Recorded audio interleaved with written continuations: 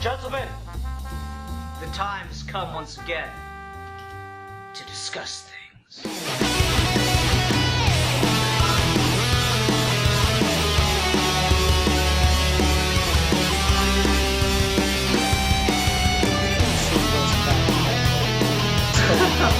Shut up, Simba!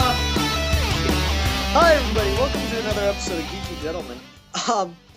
We're gonna do kind of a weird thing today because we got Zazubar, myself, and Alec joining Esplin227 joining us. How'd you guys like my epic announcer voice?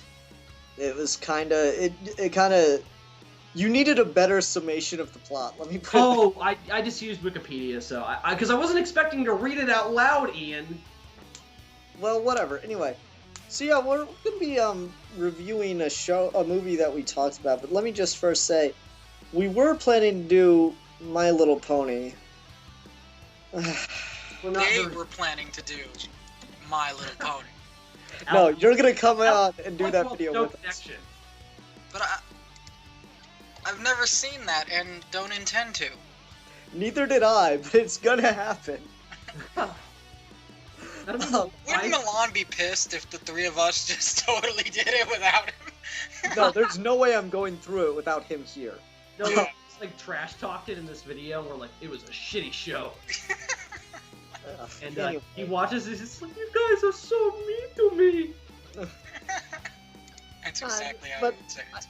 I have some stuff that I could post, but you know, Alec was online, Bill was online. No one's doing anything except Alec, who apparently wants to sleep, but fuck all that shit. The Geeky Gentleman would never let him sleep. So we just decided, let's do a video, and we had League of Extraordinary Gentlemen kind of in our, short list. That and Highlander. I don't know, who here has seen Highlander besides me? It's on Netflix, I'll watch it, but I haven't seen it. Highlander is, there can be only one, right? That's Highlander? Yes, there can be only one. Yeah, I know what it is, I just haven't seen it. I saw that 10 years ago. You want to review it now? No. Like, I've only seen it once. Like, for some reason, Sean Connery keeps popping up on our short list. Yeah. He so should have been in Van Helsing somehow. He should have. Anyway, no, we wanted to do League of Extraordinary Gentlemen, because I'm pretty sure we brought it up like 3-4 times in this show. Yeah. So it's worth doing, and so we're just gonna post this instead of the My Little Pony video, and I guess My Little Pony will be posted next week, so we'll do 2 reviews in a row. Oh well. Breaking forth, Matt. That's anyway. fine. We did 2 idea topics last week, so. Yeah, but that was whatever. Anyway. So, League of Extraordinary Gentlemen. It's odd because as Bill was reading the plot synopsis, I was like, I didn't even remember that guy was in this. Who, Moriarty? Yes. I didn't remember it either. Who's Moriarty again? Sherlock Holmes' archenemy. Oh, yeah. I was like, he's in it? Yeah, it was so weird, and it was because I do remember the movie. Like, it's not like I was reading and just like I feel like I've never seen this movie before, but it was like the movie does not stress its plot very much. So when I was reading it, I was like, I feel like I've never heard this plot before, but I feel like I've seen this movie before. If that makes any sense. Yeah. No, I get what you're saying. The details sort of bleed away, but the basic. I mean, I enjoyed the movie, so I don't know. Yeah, it's weird. It's gonna be a weird review. I don't remember the last time I saw this movie was. So why the hell are we reviewing this movie? Couldn't we have watched the movie and reviewed it a time after we all sat down and watched it again? Well, this is kind of on the fly, and you were tired, so I didn't want to have to tell you to go watch a movie, then come back, because then it'd be like almost 1 o'clock by the time you get done and we start recording. Yeah. So I was like, let's just do this. I mean, I remember it well enough to say the things I want to say. Yeah, me too. But I think the only problem we're going to run into with this video is details. And since this is an hour-and-a-half podcast, this might be a problem. But don't worry, folks. Here on Sid Part 2's channel, we embrace the tangent, so maybe we'll run this out. We're just gonna, like, somehow this video is just gonna turn into an ethical debate about cloning.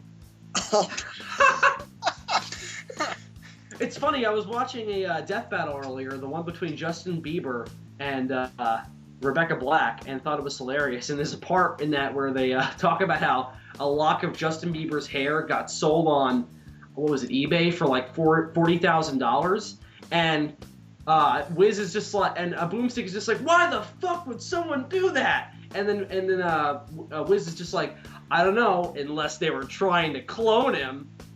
And Boomstick is just like, that is the worst thing I've ever heard in my life.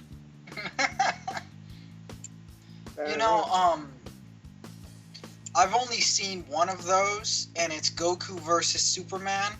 Ah. And that was so good. You know, I'm not even upset that Goku lost, though, to be fair. Superman's fucking invincible. Like, I can make a character like that, too. He's called God, man. He thinks, and his enemies burst into flames and die. Like, yeah, Superman's gonna win. They've made him an invincible entity. I've said it a couple times now, but what bugs me about it is they're supposed to know about each other before they fight, and it's fairly common knowledge that Goku is powered by the sun. Superman is powered by the sun. Yes, Superman's powered by the sun, so why Goku would throw him into the sun makes no sense. Well, here's the thing. The thing was that Goku's not very bright. Yeah, no, they he stress still that. know not to do that. Yeah, but No, what I'm saying is Goku doesn't really watch TV. He lives in a fucking... He's saved the world several times, and he still bathes in a fucking oil drum. You know what I mean? Like, he's very isolated. That's a good assessment. That, and also it's very clear in the video that they present that he's just finding out about Superman the minute that they're showing it, because he's like, I sense him, he's strong. And I'm just like, oh, okay, so this is the first time Goku knows about it. And my biggest problem with that video is just context, because, I mean, they make a huge deal out of the characterization in a video where they don't really need to, because it's just supposed to be a fight, but they do. And they actually go into it in the actual fight, like when Goku destroys the kryptonite. But, you know, then you've got Superman, who clearly is showing some form of anger at Goku for just starting a fight in the middle of Metropolis. But it was bothering me, like, you just caused Superman to destroy the Earth. Is no one going to bring that up? So yeah, that's another problem. That's the only problem I had. Goku didn't seem to care at all. Yeah. And it's like, what? So Goku's gonna save Superman right there. By the way, Goku could have won. Goku doesn't have a special magic weakness like that. So well, the point they were trying to stress was that Goku likes to win fairly, and Kryptonite's a cheat. So Kryptonite's not a cheat. It's a rock that makes you weak. no, but Ian, Don't the point is, hang out on a planet where there are rocks that make you weak. The point they were making with that was that Superman being weakened by the kryptonite means he's not fighting at his full power. Goku absolutely would do that. They were absolutely right. In fact, Goku is you know what? I don't care. I don't care if people call me fruity for this. Goku is adorable, okay? And I mean pure personality. I was watching Dragon Ball once, and the bad guys, like, hurt someone who was already down, and both of them were bad guys. The other person they hurt was also a bad guy, and it was like, he couldn't even fight. You just did that to be mean. Okay, I do remember that. And the thing they're pointing to specifically scene-wise is the scene in DBZ where Goku has Frieza at his mercy, and if Goku just leaves and abandons Namek at that point, which would save his ass, Frieza's gonna die because he's gonna get caught up in the explosion. But Goku succumbs to his better side and gives Frieza a little bit of his energy so that way he can escape. Which, by the way, it's very hard for me to call Frieza a he, because always as a kid I was always... Frieza's androgynous. They call it, when it came to America, they seem to stress the he, because it's like, oh god, we can't have anything that's, but Frieza, I'm relatively sure that in their first form, they're female, in their second form, they're male, and after that, they're essentially androgynous. This is called Artesians, by the way, and I think that's why they leave it vague. Yeah, and that only Yeah, shows you the anyway, translational problems with DBZ, because in the American version they call them tyrants, which is their species name. So that's Yeah, what they shows don't mention the name, but there's a species named Artesians that they never say who they are. Okay. And it's heavily suggested that Frieza's species was that, and it was further exemplified by the fact that, you know, Artesians, Arctic, and then Frieza, cooler, King cooler. Yeah, So, for sure. I would have been fine if Guys. I would have stressed that. Guys, this has nothing to do with what we're talking about. Let's Yeah, talk but about yeah, this, I- though, because I remember this. I don't... Yeah, this is a better topic for a video, because it's like with League of Extraordinary Gentlemen. I'll say my points right now. The movie is fun, but it's entirely brainless. The plot is meaningless. The characters are interesting, but the acting is hit and miss. Okay, so we're not talking about League of Extraordinary Gentlemen then. Then my intro, fuck my intro. Okay, so what are we talking about then? Guys, let's just talk about the death battle, because that's clearly what's on our minds.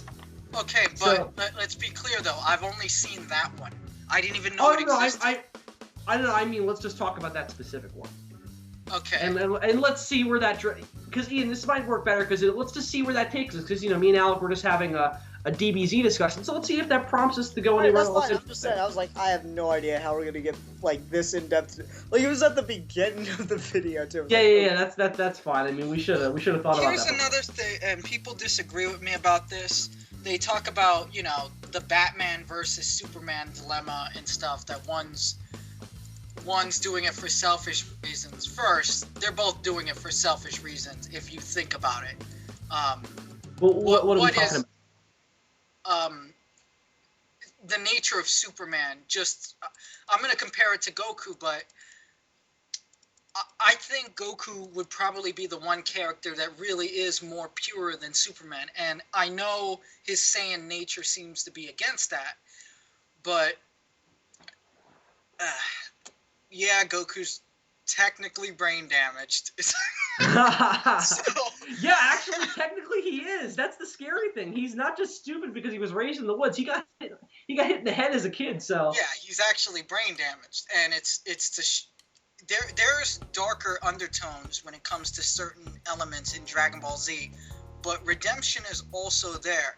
Goku got brain damaged, and after that, he consistently was able to turn enemies who, either because of their upbringing, like Piccolo was, you know, or spat out. yeah, He was- spat out. he's With thrown the up knowledge as that an egg. the reason he's alone is because Goku killed his dad. So Piccolo was essentially raised isolated, alone, and bitter at that. And yet Goku, he won't admit it, but Goku and his son, to be fair, Gohan had a lot to do with it, but Gohan would not be Gohan were Goku not Goku, if that makes any sense. Sure.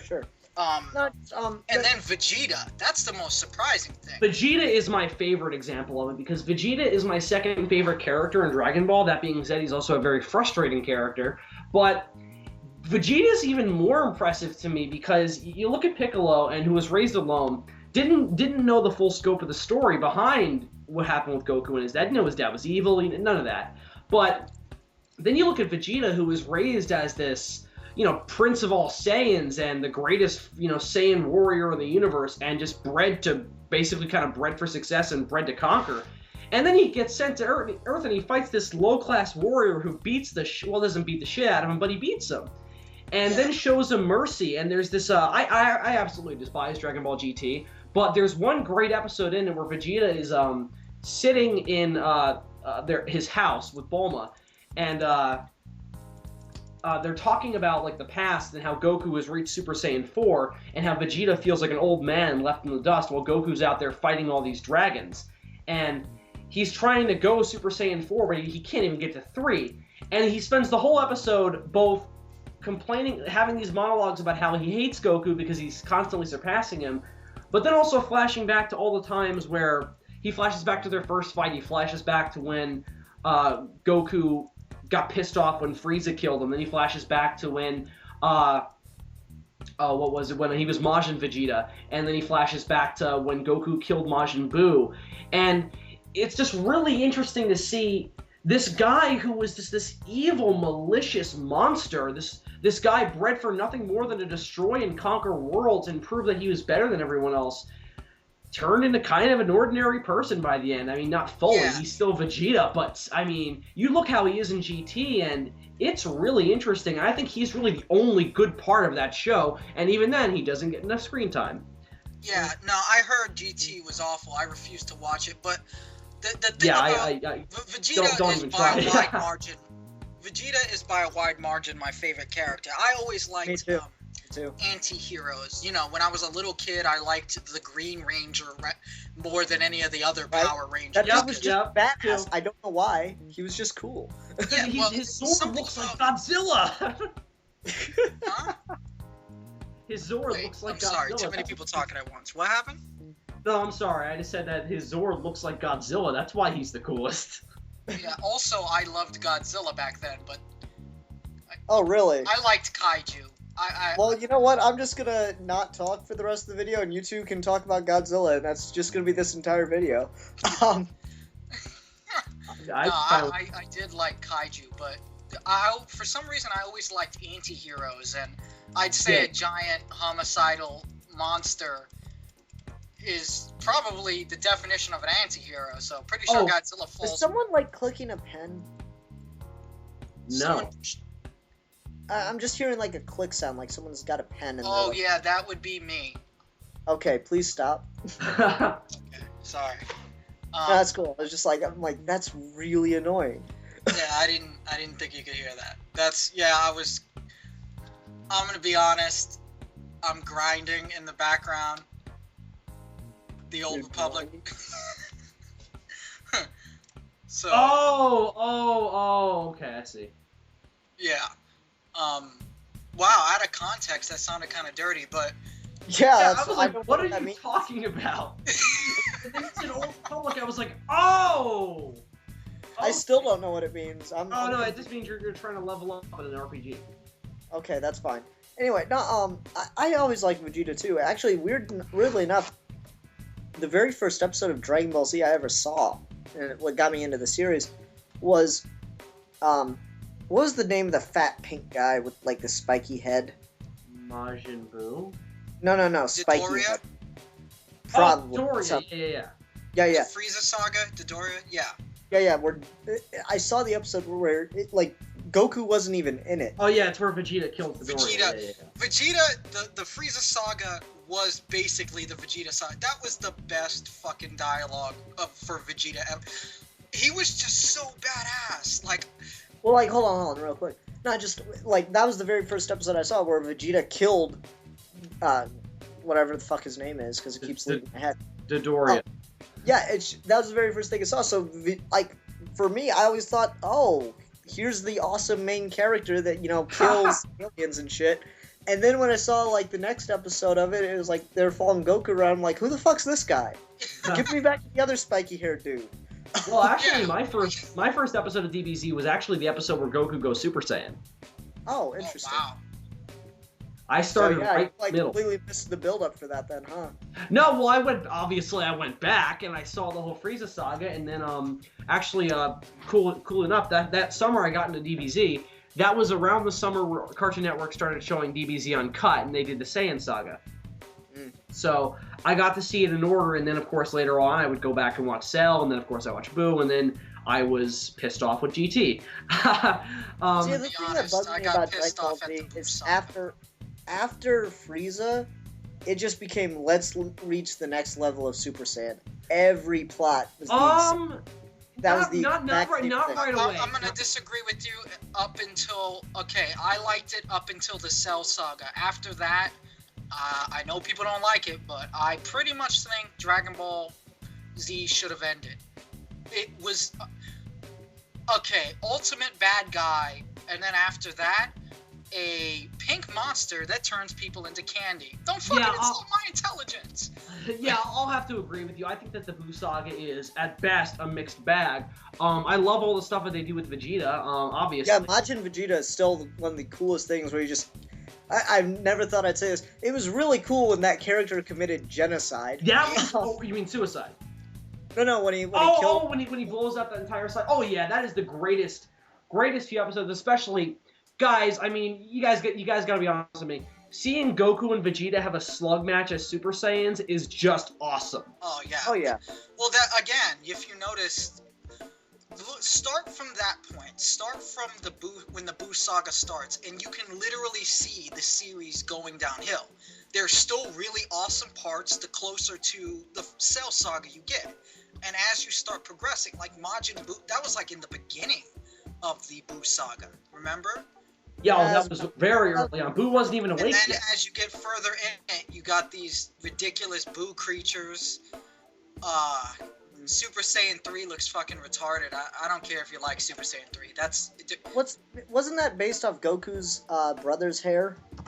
Raditz? Yeah. I don't know Yeah. if it was based off it. All I care about is the fact that... Well, no, it's like the exact same animation. Well, That's my problem with anime in general. They tend to reuse so much stuff. It just bugs the crap out of me. I'm like, if you're gonna make an animated series, just fucking draw your shit. You know, new shit. Like, did the guys really like how that hairstyle looks, so they wanted to use it again for a whole 10 seconds for Goku? well, my problem was the eyebrows. I don't care about the hairstyle. We've already established that the hairstyles are absolutely fucking absurd in animes. But... No, Are we talking about SSJ3?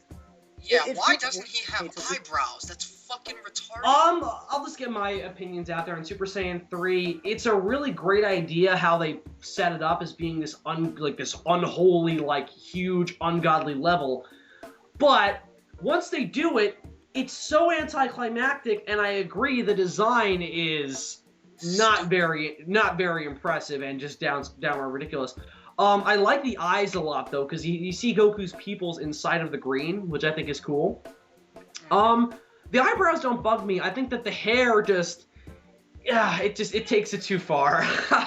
Well, like what I was saying is, it's got that same hairstyle that Raditz had, and it just I'm going to so butcher names in this because it's been so long since I've watched any Dragon Ball Z, but it's just that's one of the things that really bugs the crap out of me about anime is it gets so lazy sometimes, because that's what I feel like. I feel like they either really liked this hairstyle, in which case why did you use it on a character you killed within 2 or 3 episodes? But to be fair, that's just because he was the first enemy. Like, In any case, no, just And Goku's brother, nonetheless, and he's a minor character at best. Yeah, and that's it just bugs the crap. And that and Turtles. Oh my god. What, the dude looks exactly like Goku and they're not related at all. The Oh, fuck are- Turles? Oh, Turles? Okay. Well, that's out of continuity. I mean, the movie. I don't That's- care. That's It's not still actually part of the... It's still damned lazy. Bardock. Let me say this. I love Bardock, and I think unlike Turles, you can tell that him and Goku are not the same person, just face-wise. But with Turles, that movie is really lazy and not very interesting. And thank God it's out of continuity, because that would make 3 people who look like Goku, if you count Goku Jr. and GT also in that. Goten. Wait. No. Oh, and Goten too. Good call. Yeah, you got 5 people now who look like Goku. Well, hold up. You gotta let Goten go. Gohan looked more like his mother. Goten looks more like his... That's literally his son. You can't get any more genetically close except twin... Oh no, I'm not. I'm fine with Goten. And his face looks different enough where I'm like, yeah, fine. But it gets a little crazy. Like, guys, okay. Oh, it's a skinny version of Goku from Dragon Ball. That's all they did. It's a skinnier version. No, I think the face is a little different too. I don't. Well, It's- I mean, the face is different because the Dragon Ball animation was actually different. I mean, it was much more simplistic. Right, but If you rewatch it, he's different enough. But again, he's his son. exactly, it makes more sense. And Yeah, he's the younger son, and they even say in the show, Gohan takes after his mother. The facial features are actually closer to his mother, and Yeah. Goten takes after the father. Speaking of which, Chi-Chi is a fucking beast. have you guys Could ever you seen? imagine a Saiyan kick in the womb? That's got to be ridiculous. Oh God. yeah, I mean, We talk about Superman kicking through Lois Lane's abdomen. Yeah, well, Man of Steel, Woman with Tissue. Imagine fucking, you got a pregnant kid in there. And, well, I mean, the thing with Gohan's powers is that he's half human, so it took a really big thing for his powers to be awakened. Like, they make a big deal in the first episode of Dragon Ball Z that he really doesn't have any power yet. It's not until... No, that's actually what I really liked about Trunks when they did Kid Trunks. Oh, that's actually my favorite scene from Dragon Ball Z. Oh, where he goes Super Saiyan. Vegeta's trying to work out, and... Yeah, Trunks, great scene. Yeah, hold on. Let me explain it just for Sure, people go that ahead. might not remember it. Vegeta's trying to work out in the gravity chamber, and Trunks is having, like, a hard time just even moving. And then Trunks is like, well, I guess I'll just go Super Saiyan. Wait, what?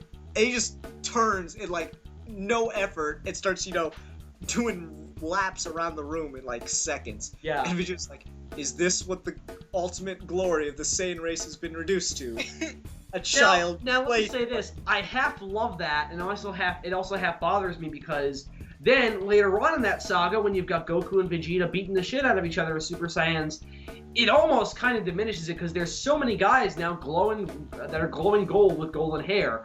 Now I also really like that scene because kind of the point of Buu Saga, at least early on, was showing that these intergalactic ultra warriors, Goku and Vegeta and the Saiyan race, have kind of been domesticated, and that's the big point of Majin Vegeta.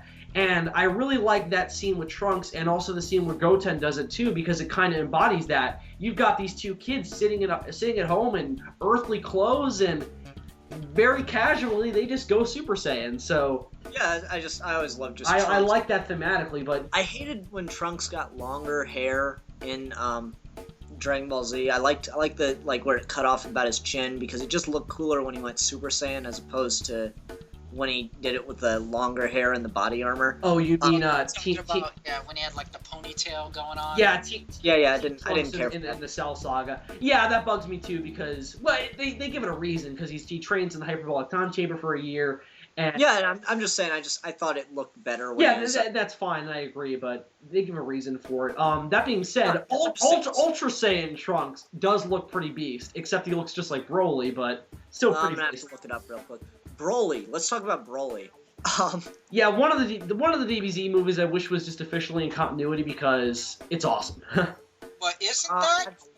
I'm relatively sure that after a certain point, the movies are continuity. That is to say, I'm relatively sure that isn't it the Broly movie that's canon? Yeah, Broly. The first Broly movie is canon. Yeah, the first Broly movie is canon. And there's like one or two other ones that are actually canon. No, but I'm saying the first Broly movie is canon. The other two with him are not. I haven't seen the other two, so I wouldn't. The second one is okay. It's got a lot of great atmosphere, but the plot is horrible. And the third one is utter garbage. Yeah. Anyway, I always like the they have to all fight him. That was just cool. Yeah, to and me. also just I like Broly better when I like him as the mindless monster, and they do that great. But I also really like the stuff when he calms down, and he starts talking to Goku like a normal person, and it's almost scarier because it's just like, oh, he can talk. And he's just like, I will tear you apart, and I'm just like, oh, he can talk intelligently. That's scary because Goku's getting his ass handed to him, and this guy's not even warmed up yet. And let me just say that fight between him and Goku as a kid was always like my favorite DBZ fight because of just how it's pretty long. And also, you've got like this Hulk-sized Super Saiyan beating the shit out of Goku, and it's just awesome. Yeah. What I liked about that movie, surprisingly, was actually everything before the actual battle. That plot was great. Vegeta's like, oh man, the dialogue was fucking hilarious too a few times. Vegeta, I forget what Goku says, but Vegeta tells him, like, stay out of my way, and Goku's like, alright. Yeah. He said it was so, like, he's just so used to the way Vegeta is. It was just really good dialogue. Yeah. I don't know. I just, like I said, Vegeta's my favorite character. Broly was such a cool idea. It was one of those weird things, is, you had the Dragon Ball Z toys, because I was in the age where they're, like, Bill, you were just after me with a lot of Dragon Ball Z stuff. I still had a lot of it, but yeah. Yeah, but I came out, I got into it right when it was all coming out in America, and Yeah, you know, me they too. released That- toys and everything. I got into it when the new episodes in English were literally coming out. Like, it wasn't like they were holding it back. Toonami all the ways. No, Yeah, Toonami. Yeah, Oh, Toonami. the Gotcha. ship. I was there at Toonami ship iteration 1.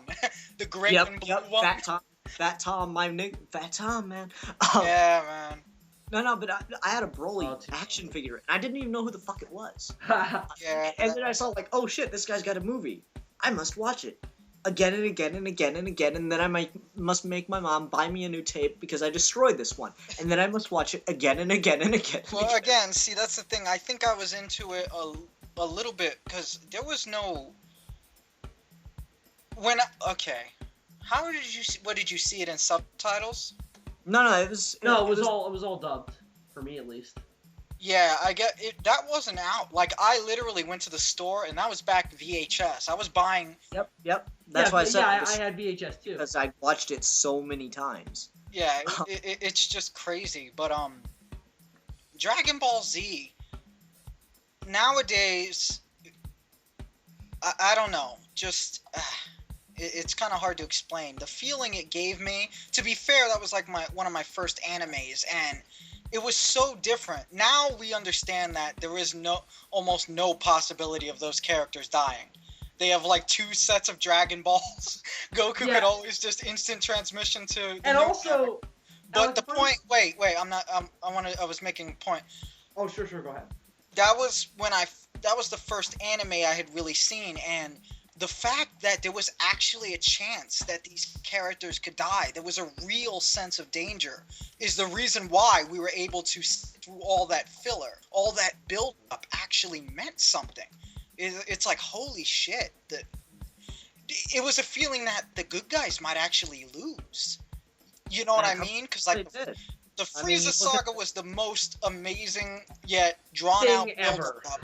It was just, and then every scene with Vegeta was just fucking golden. Like, man, Vegeta. Yeah. I'd have his babies, and that doesn't even make sense. No, that and also so awesome. it's people say that the first Vegeta Goku fight is probably the best DBZ fight. I think it's the Frieza Goku fight because that thing is just so... I love how drawn out it is because it's this epic struggle, and I love how they make a really big deal out of the fact that Goku has never fought anyone like Frieza. And I love how they draw it out that much, and it makes perfect sense, and it looks amazing with the planet being destroyed around them, and it just looks awesome. Yeah, I enjoyed it. Personally, that's like right when I was coming into it. I came into it, like I said, basically in the middle of the Ginyu Force thing. That's why Goku wasn't in that episode, is because he'd switched bodies with the one guy. Yeah. You missed a lot of build-up, because Frieza was actually not scary, but it just... Well, no, I got into It's like, fucking... I got into it before Frieza started to transform and all that stuff. That being said, his third form was much cooler than his fourth. I disagree there. His third form was just a ripoff of Ridley Scott's Alien. Yeah. Whereas you gotta understand that back when I was watching it, I went from cartoons like the Ninja Turtles to that. I've seen monsters like Frieza's third form, big spiky things, and then you're expecting something bigger, and instead he turns into this almost androgynous deity-like entity. It actually blew me. Again, this was the first time I had seen anime, so this type of monster was different from, it wasn't like big with spikes and stuff. It was like, what am I looking at? And at first, you're like, this is kind of weird. And then you realize how powerful this thing is. Like, now, let me ask a question. Did they ever explain whether or not they can go back once they upgrade to a form? Yeah. They can. Yeah, they can. In fact, they did explain that. Frieza says, I stay in this form because my other forms are just too powerful. It's hard to control the amount of strength that's in the other forms. In fact, that's kind of how you know how strong the Artesian is. If they can control the form... You notice that the Father, King Cold, stays in the second form? Yeah. And Cooler stays in the fourth, Yeah, because the father can actually handle consistently staying in the second form, and Cooler can actually handle consistently staying in the fourth, but that's only because he mastered a fifth. Yeah, and let me just say...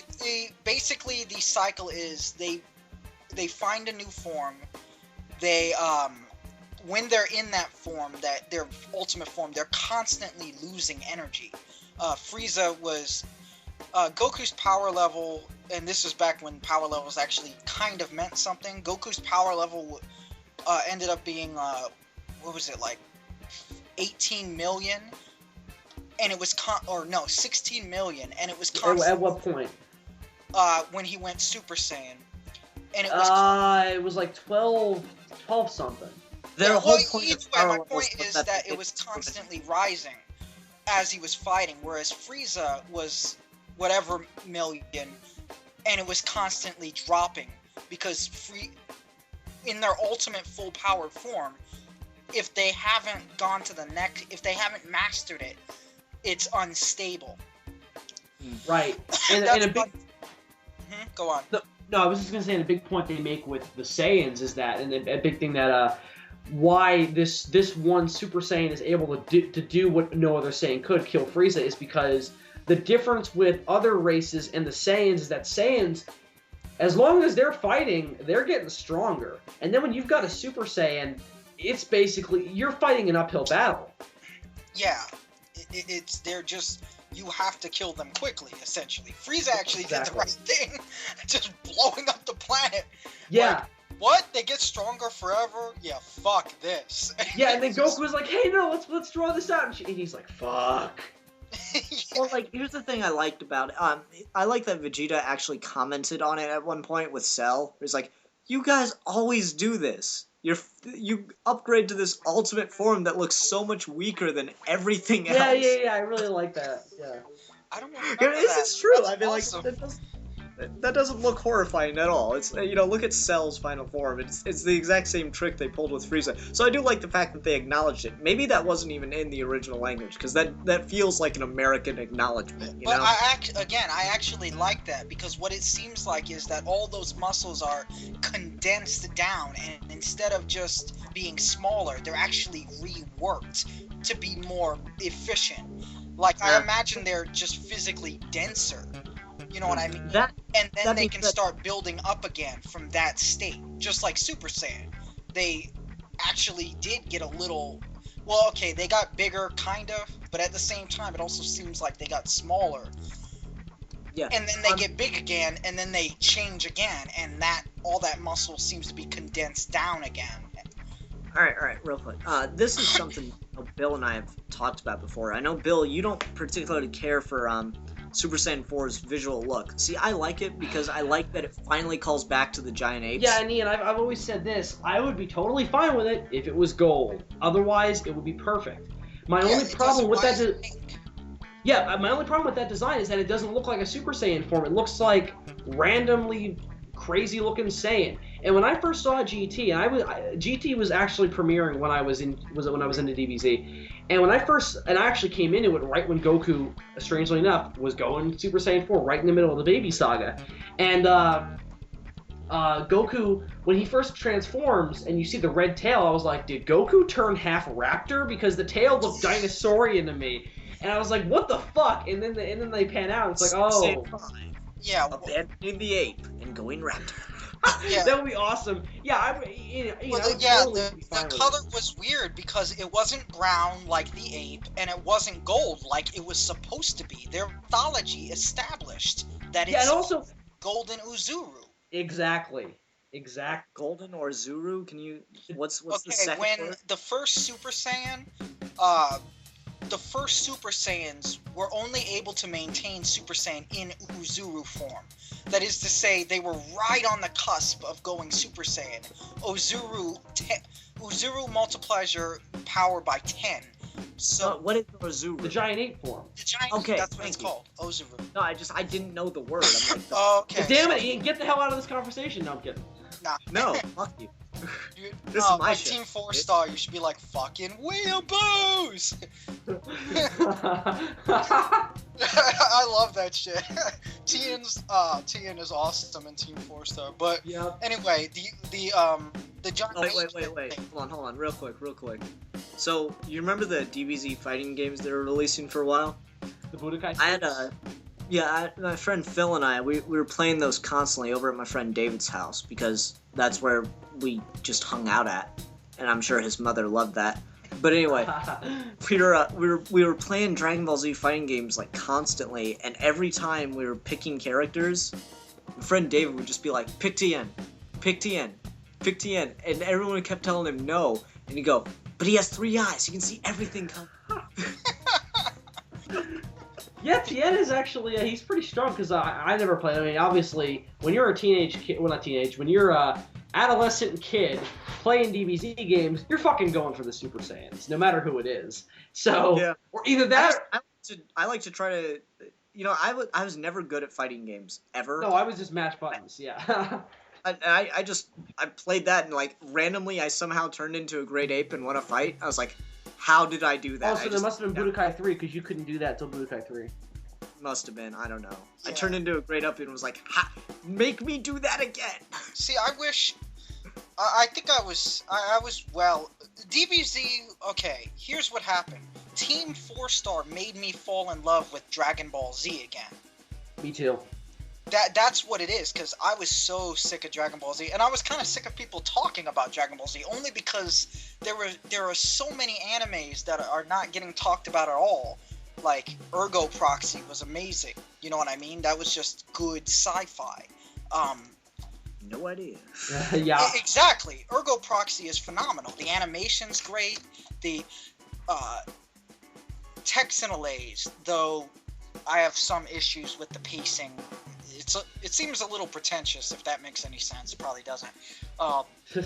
Serial Experiments Lane. Just a bunch of anime that's, it's geared towards slightly older people, but I guess that's what bothered me. In America, it's like, do you watch anime? Yeah, I watch Dragon Ball Z. It's like, son of a bitch! Not Dragon Ball Z! Yeah, I always say that to people. Whenever people ask me... Not the fucking card game! Yeah. Whenever people ask me, people have asked me this for, like, continuity. Have you ever seen the anime? I'm like, I've watched Dragon Ball Z, and I don't know if that counts. And, because it's just like, it never came off to me as an anime, and I don't really know why, because at least the way I watched it, it felt like a deeply Americanized version of a Japanese product, and it never just occurred to me, oh, it's an anime like all that other stuff that you don't watch. Yeah, no, like, I have no problem which is with weird it. because it's very anime. It's actually... Yeah. I have no problem with people liking anime. It's just, for me, what I've noticed with myself personally with anime, it takes me like 2 to 3 episodes that I have to see before I can get into an anime. I had that with Yu Yu Hakusho, I had that with Rurouni Kenshin Manslayer, and with Trigun. All ones that I really enjoy. And then when I tell people, oh yeah, you know, I like Yu Yu Hakusho, I like Rurouni Kenshin Manslayer, those aren't real animes. What the fuck? What the fuck's a real anime then? No, those I think what they mean is there are 2 types of animes. Well, actually, there aren't 2 types of animes. Basically, it comes down to, there's the anime that are based on the mangas that aren't done yet. That is, you have animes like Naruto and Dragon Ball Z. I don't care about Naruto. Naruto looks dumb. Everything I've seen in Naruto, I'm like, I don't give a fuck. Well, I feel so alienated by the fan base because there's like specific names for certain kinds of fans. I'm just like, keep that crap away from me. And I'm not saying it's bad. I've never seen it, but it's such an alienating kind of atmosphere about it because it alienates me because I just can't. I don't know. I just don't get it. Fans can be a little extremist, but my point was, animes where the manga's not out and the story just keeps going forever. You get what I'm saying? Yeah. That's why the reason it probably felt American, I can't say that because you hadn't seen other animes. What they mean by real anime is anime where the original writer had an idea for the beginning, the middle, and the end. All the plot points make sense and there's a purpose for them. Basically, Dragon Ball... Now, I know it seems like that in hindsight that Dragon Ball Z is that, but... You know, as they were doing the anime, they were just making up more stuff. You know, each saga. Oh, yeah. Whereas with, say, other animes that are not that long form. Like Inuyasha is that long format. Yu Yu Hakusho is that long format. Those do have something in common with American TV, whereas American TV tends to keep going until no one else is watching. Yeah, it's like they just run it into the ground. They're very obsessed with keeping the same formula, so they won't let anything drastic happen in it that'll change the formula. Whereas anime, like Dragon Ball Z, that was another thing. That's why it felt intense, because wow, things can actually change. The young people are actually growing up. People are dying. The relationship between who is strong and who is weak is changing. Except we got to talk about everybody's favorite character with Dragon Ball Z. You know, like the one that just obviously hands down best character, ultimate fan favorite, Saiyan Man. Oh, I hate that shit so much. Oh, that was another reason why. And again, people hate me for this. They're like, no, we should have stopped at GT. No. To me, Dragon Ball Z started going downhill after the Cell Saga. To me, you could... Oh, this is an example of what I was just talking about, the long format. Even Japanese anime sometimes gets scared and goes back to the formula. You could clearly see that they were setting up Gohan as the next main character at the end of the Cell Saga. He was amazing. He was cool. He had gone from his like cheesy, dorky thing, and he had become a man. He saw the mistake he made when he let Cell live, and it changed him. He, his father, like, they set it up to be so awesome and so much more serious, and then it looks like the series is gonna end, and I have a hypothesis. I think it probably was for Akira Toriyama. I think the money, made him do another season, and that's understandable. And then, of course, you got GT, which I don't even think he did that, right? No, Toriyama had nothing to do with it. And here's the thing about GT. I agree with you. Early Buu Saga stuff is entirely about Gohan, and then later Buu Saga stuff is entirely about Goku and Vegeta. And there's this really weird disconnect between that because, okay, here's a breakdown of it. You got the Great Saiyaman stuff, and then you've got Goku in Otherworld training to go back to the World Tournament, and then you've got everything on Earth going on to coincide with that. And as soon as Goku gets back on Earth, Gohan is nearly meaningless because there's so many points, and this is what really destroys the Buu Saga for me, aside from the Majin and Vegeta stuff. There are so many different ideas introduced that they think is gonna stop Buu. Mystic Gohan, Gotenks, Super Saiyan 3 Goku, Vegito, and then all that is in the end is Goku using a fucking spirit bomb. It's so anticlimactic. Why didn't they just have him win? It was the most contrived reason for him to lose the fight, too. Or what fight? The fight against Kid Buu was when Vegito got absorbed. It was like he was kicking. Oh, yeah, sure, yeah. And then they just like that was amazing. I liked Vegito. A lot of people are like, well, the other one's more powerful. And I'm like, well, yeah, it's first, that costume's retarded. Not the Vegito costume. That costume was awesome. Oh, you mean Gogeta? The one where they fuse with the dance. Yeah. And that's really out of continuity, so.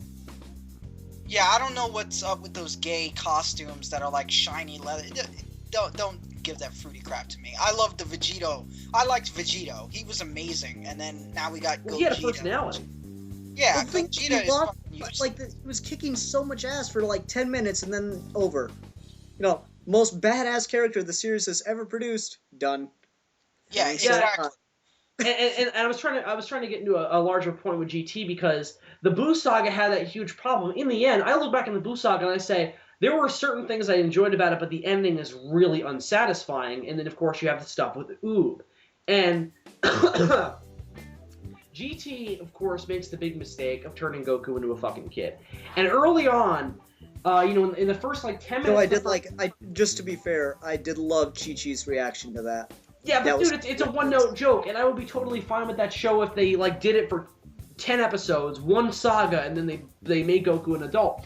Because the best parts of GT are where Goku is Super Saiyan 4, because you get this old, grizzled Goku who isn't the same optimistic, pithy young guy who was fighting Vegeta and fighting Frieza and Cell and all that. He's this old grizzled warrior who knows what it's like to fight evil, and he's not looking on it as fun anymore. Now it's almost like work, and that's what you get with the Baby Saga.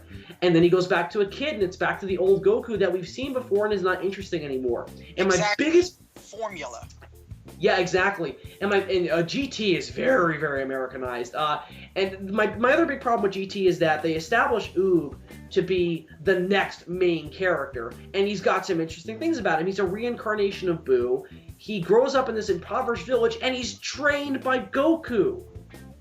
It's set up to be... I don't know what you're talking about, because I saw the Boo Saga once, hated it, so my mind pretty much erased it from existence as if it never existed. Oh, okay. In fact, what happened is Boo dies at the end of the Boo Saga. Yeah, and Goku does this really stupid thing where in the middle of launching the Spirit Bomb to kill him, he says, "I really hope you come back one day and we can fight again." And then it happens. And he gets reincarnated as this little kid, and they fight in the world tournament. And this kid obviously doesn't know that he's Boo, and he's just happens to be a really strong fighter. And Goku's trying throughout the entire episode to get Oob to unlock his full potential by getting him angry. And then Oob sees that he's probably more powerful than Goku is. And there you go. Then you have a nice segue into GT. And then GT turns it into a fucking mess.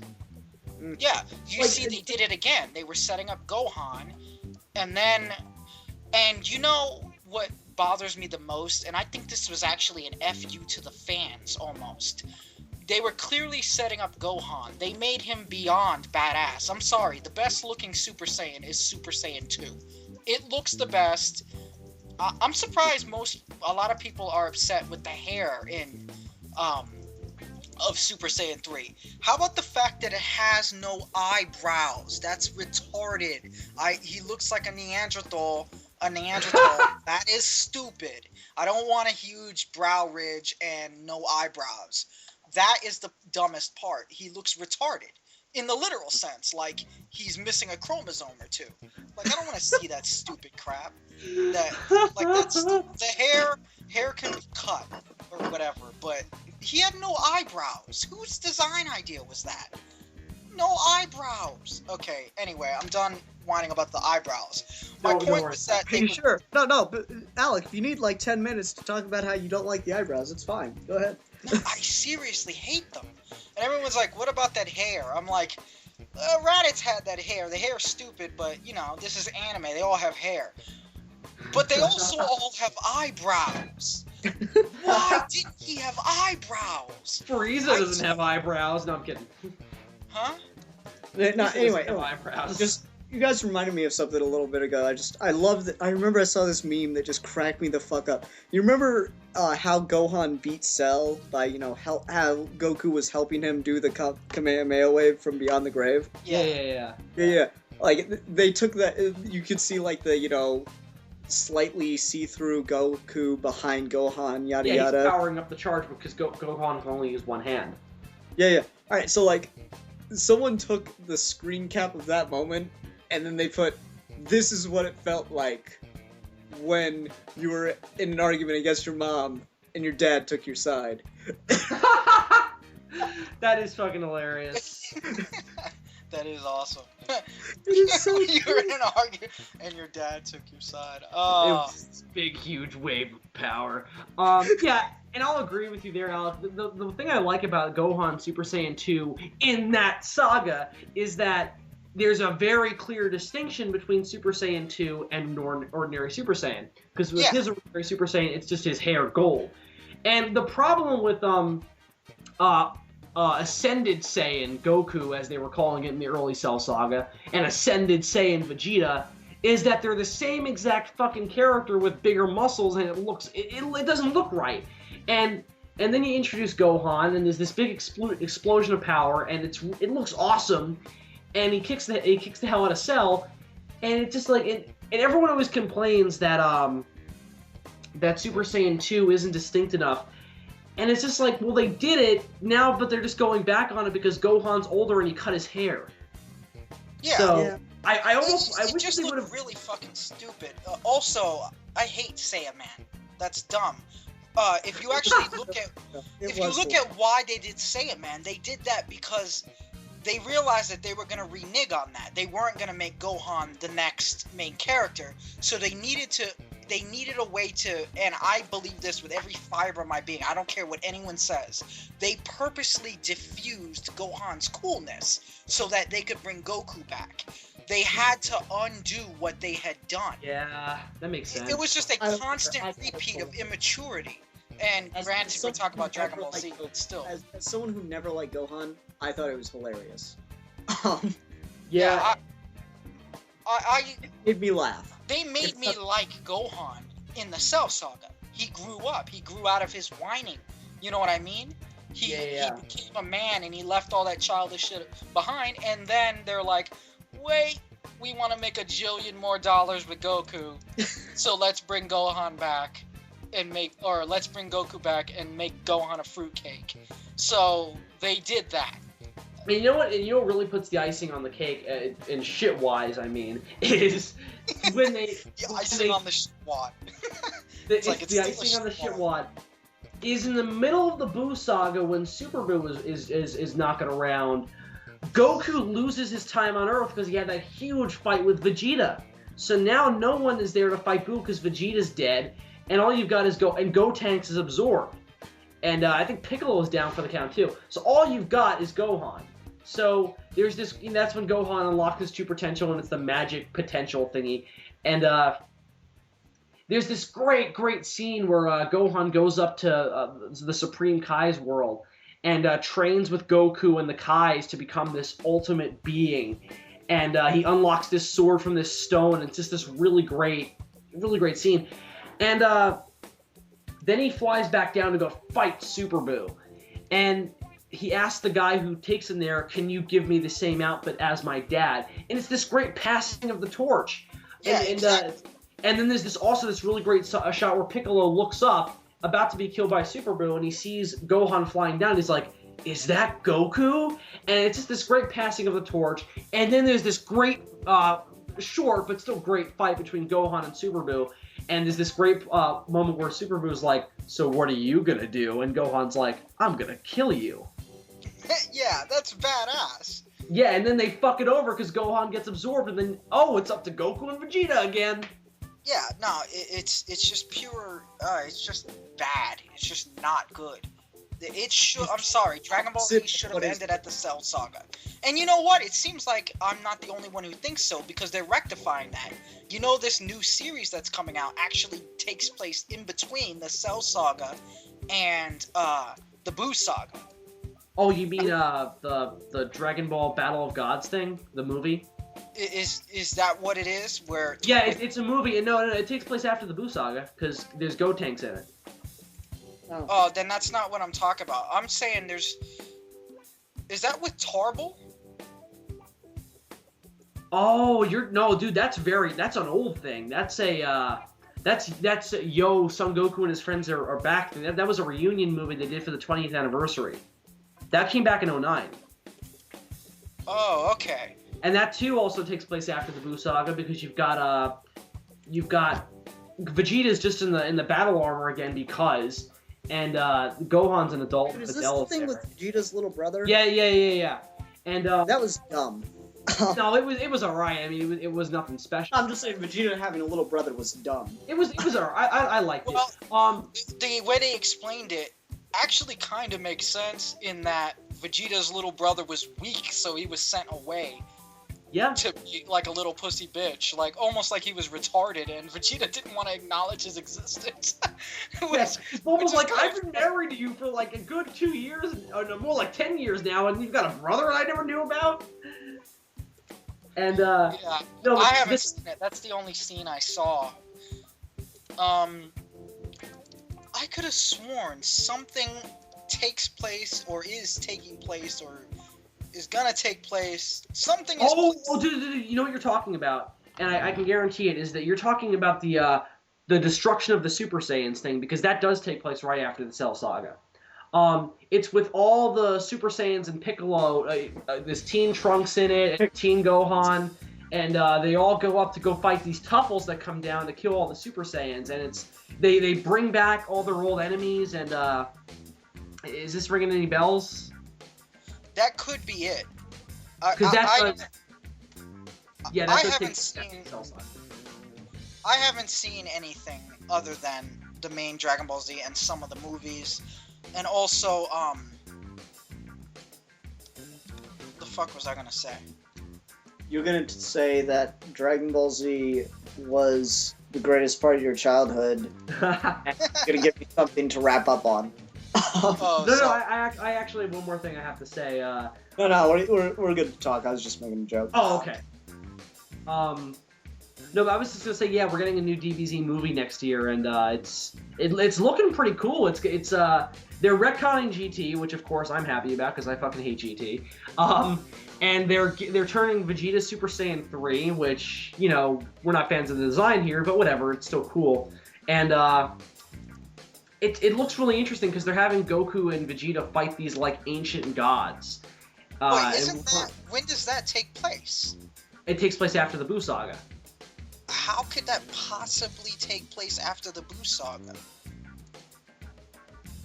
Why couldn't it? Didn't you say that Vegeta wasn't... Oh, okay, hold up, I get it. I'm sorry. No, it's fine. They're also retconning all the stuff with Oob, so there's no reason for Goku to go away again. So yeah, they're retconning everything they need to retcon, and it looks like it's gonna be cool. I'm just I hope that they don't screw it up like they did GT, but it can't be that bad given that Toriyama is treating it like it's his baby. Oh, like, excellent. He really wants this to be good because he's DBZ has been getting such shit over the years. He wants this to be good. Yeah, he wants to, because I'd suggest that Akira Toriyama just say, you know what, everything after the Cell Saga, of course he's going to add the Buu Saga, I guess, whatever. But it would be awesome if he was just like, everything after the Cell Saga is non-canon, and I'm starting after the Cell Saga. And I'm going to be not retarded this time, and not throw away all the passing of the torch. Gohan is, you know, Goku is still going to be there, whatever, I don't care. But Gohan became Super Saiyan at 14. Goku was like 50, or not 50. Goku was like 30 at least when he became Super Saiyan. 25 he was. 25, yeah. I mean, come on, it was time to pass the torch. Oh, I completely agree, and the story was necessitating, and they were just like, fuck the story. Death means nothing in this universe anymore. And I agree with you, because after that point, death means nothing.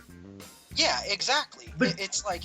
Which is one of the things I liked about GT, that, you know, there was actually a consequence from bringing the people back from the dead over and over and over again. I did enjoy that. It was handled so poorly. No, I'm not saying that it was handled well. I just enjoyed that they actually acknowledged it. Oh yeah, it's a cool idea, especially since they do actually go off again in GT. And you know the Buu Saga had the Earth getting blown up, so they had credence to bring that idea in. But they literally introduce it, and then they do a quick 5-minute wrap up in the last episode where they're like, "We have to learn that we don't need the Dragon Balls anymore," and it's like, why? You guys just had literally 25 episodes where you didn't bring this up, and now you're gonna bring it up again in a 5-minute wrap up and expect us to remember it. When we just had fucking Super Saiyan 4 Gogeta and Super Saiyan 4 Vegeta and all this different crap, and you expect us to remember this thing that happened 25 episodes ago that wasn't even that well done.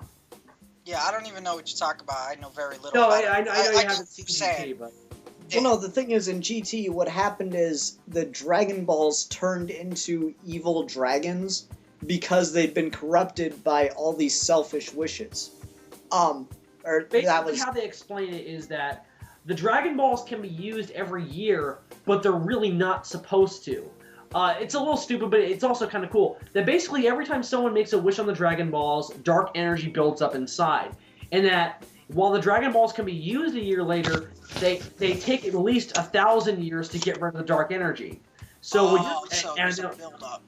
Yeah, and then when when you see the show, it's like they're not waiting 10,000 years. And then with GT, they're like, oh, it's so bad that we've got dragons now. Cool idea. The dragons suck. They're not interesting, and they're nothing more than jokey characters. Except for the. No, that being said, I like that they acknowledge that. Hey, you can't be immortal in this universe. There are consequences. Yeah, the only one I saw was some chick, like a lake dragon, and she happened to have been born by the wish of panties. Yeah. That was the only thing I saw. The most comfortable pair of underwear in the world. Yeah. Why did no one wear them? You notice that no one wore them. They're the most Oolong wore them on his head. Oh, and by the way, that was a translation thing because in America they thought it was too pervy, but he actually wished for Bulma's panties. Oh. Yeah. I don't even care. It's actually better that way. It could be any panties. Yeah, they're basically he's a pig. They're saying he's pervy. Like the most comfortable panties in the world doesn't make any sense. No, he didn't ask for the most comfortable panties. He asked for the most comfortable pair of underpants in the world. Okay, that's. And then he was like, "Oh, of course, women's underwear." I just wonder why no one ever wore those. Yeah. I don't like. He didn't. That probably because he didn't wish for him to wear them. Oh no! Yeah. He put them on his head. They were. Of course, that wouldn't have made sense in America because we don't know about the pervy old Japanese guy panty shit. I just found that funny. Just like the most comfortable pair of underpants in the world. Of course, women's underpants. Yeah.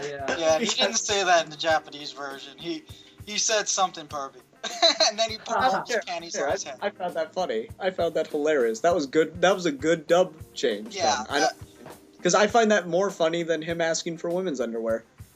Personally. Yeah, I mean, well, because the women's underwear, that's kind of gross, just asking for Bulma's panties. It's like, that's kind of... And Dragon Ball is a really pervy kind of show. I mean... Dragon Ball is fucking hilarious. Yeah. Didn't Goku, accidentally finger Bulma in the original? No, but he took off her panties by accident. Yeah, he took off her panties and was like, where is your thing? And he touched her monster. Okay, that's what her area. Yeah. I thought during that scene he actually, fingered No. Well, they don't say that. No. I mean, it is still kind of for kids. I mean, a little bit. It is for kids. It's just in Japan they're less worried about that. You know what I mean? We freak out about sex here, yet we can show someone eating someone's face, horrible stuff. Yeah, it's like, oh no, sex, no. Sex and a curse word gets you rated R, but you leave those out and you can have people eating children if you wanted to. We're so weird with that shit. And Dragon Ball has that too. This is okay because we can have all the violence we want to in this country. It's all right, but God, sex? Oh no, that's terrible. Yeah, no, it's just. It's funny because it's like love, not war. War, not love. Yeah, love is gross. You perverts trying to corrupt Why are you our teaching children. our kids to love? Show them G.I. Joe shooting people's heads off. Yeah, it's like, don't show them that people have genitals. People don't have genitals. That's from the devil. Some people would agree with you. No, but even worse than that is in the same couple episodes, you've got Master Roshi refusing to take them to his island and give them his Dragon Ball unless Bulma fucking shows him her underwear. And it's like, okay, now you've got underage favors. Oh yeah, I forgot. Bulma's 16, isn't she? Yeah, they say I'm 16, and then you've got fucking Master Roshi's like, show me your panties. What's the legal age in Japan then? Yeah, that's another. Okay, yeah, the context is different. That's legal in Japan, and again, he didn't actually have sex with her. You know what I mean? So I'm not saying it's okay. I'm just saying they're a little bit less worried about the idea. You know what I always wanted to see? I can't remember if they did this. I really did want to see the budding romance. As much as I don't like romance stories, as much I like Vegeta's character so much. I want to see what makes him actually fall in love with someone, because he stays with Bulma. He actually stays with her for the remainder of his character. You know, he goes. I'm gonna go out on a limb and say it didn't go down like that. He fucked her and then realized and then fell in love with her. Because it's pretty clear about that. Yeah, I agree. I still want to see the budding romance. He doesn't even show any feelings for like after, because here's what happens, and this is what pisses me off about that saga a little bit, is they show that they're starting to kind of sort of have feelings for each other when Vegeta's training, and then Vegeta gets hurt, and then they cut to a year later. Oh, 3 years later, in fact. Again, it's Dragon Ball Z. It's not really about romance. Right, no, I would like to see that developed, because it's because of how much I like Vegeta's character. Oh, yeah. I would like to see what it would take for him to fall in love with someone. Because that's so... Well, I think it was clear. Bulma is not scared of him. She was scared of him when they first met, but she immediately lost her fear of him and even teases him. I think she's perplexing to him. You gotta realize that he only sees two types of women. Saiyan women, which are really rough and rugged, and they really only they seem to only mate for progeny. Remember, they send their children off. They don't really stay together that way. And women who are cowering in fear because he's gonna blow up their planet. Like, he doesn't have a context of how to deal with someone like Bulma. He was just perplexed. You noticed? He's like, stupid woman. Yeah.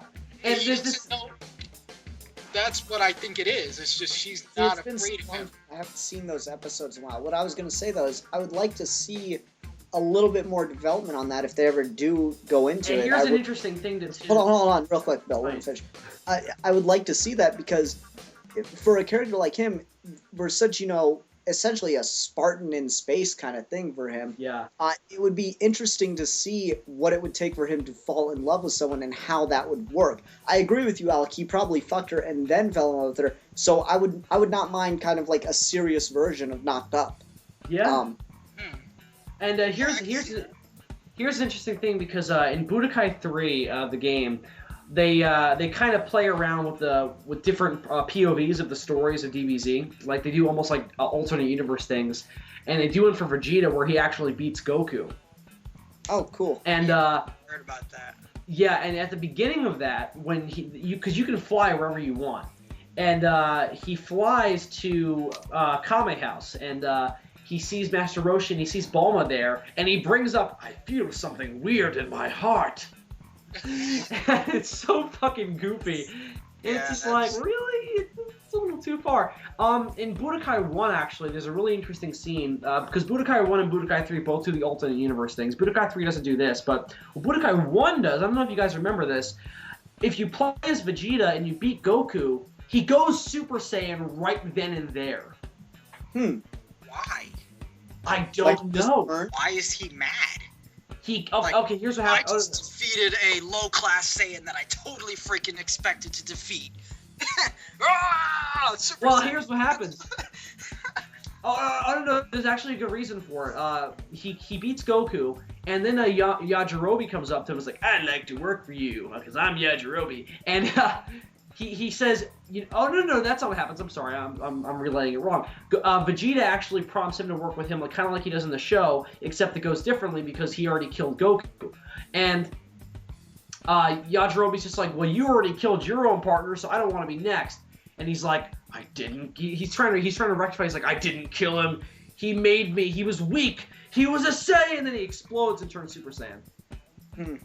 Okay. Yeah. Sounds lame. Sorry. Yeah, that sounds pretty lame. Like, it doesn't make sense. Wait, Yajirobe, was he the fat, short guy with the sword? Yeah. Okay. He actually... Here's wasn't funny the guy about that climbed Yajirobe. the tower? Huh? Wasn't he the first guy to climb the tower? Yeah. Again, that's what I was going to say. Here's what's funny about Yajirobe. If you don't see Dragon Ball, then you have no context for that character, but Yajirobe actually represents wasted potential. That's what his character is.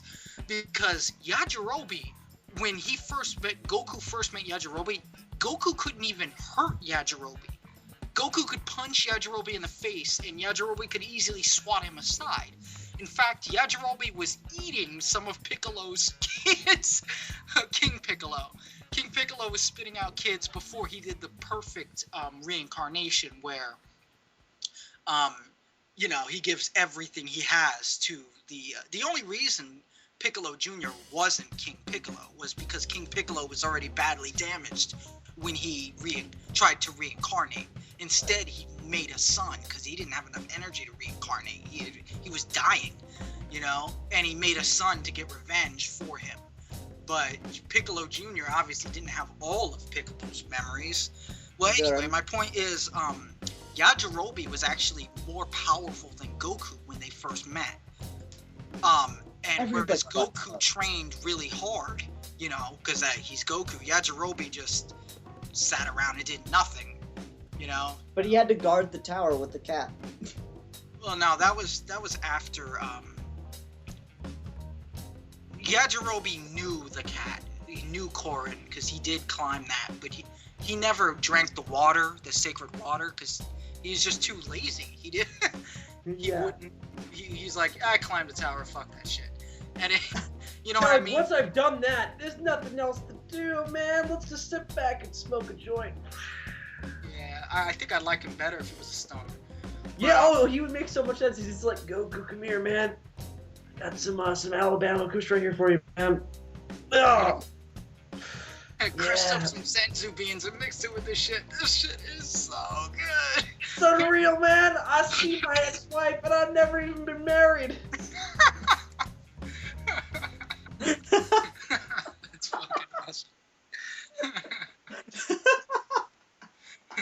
Hey, you gotta edit the beginning of this video, so instead you introduce it as Dragon Ball Z. No. Our transition was so funny. It was like, fuck League of Extraordinary Gentlemen. Let's talk about Dragon Ball Z. Yeah, okay. Well, at least put it in the title so they know. No, that's what I should totally... The League of Extraordinary Gentlemen. And then just leave it like that for a week. For like a week. That's actually pretty awesome. Yeah, people, this is not about... This is not about the League of Extraordinary Gentlemen. Yeah, I don't... Yeah. No, it's about the League of Extraordinary Saiyans. Oh, put that in there and see if anyone notices. Oh yeah, the League of Extraordinary Aliens. No. Saiyans. The League of Extraordinary Z Fighters. No, that's... No, yeah, I like Saiyans better. Put it in Saiyans and see if someone notices. Okay. And if they don't notice, they just have to make it to 1 hour and 20 into the video. They're like, oh, they've been fucking with me this whole time. No.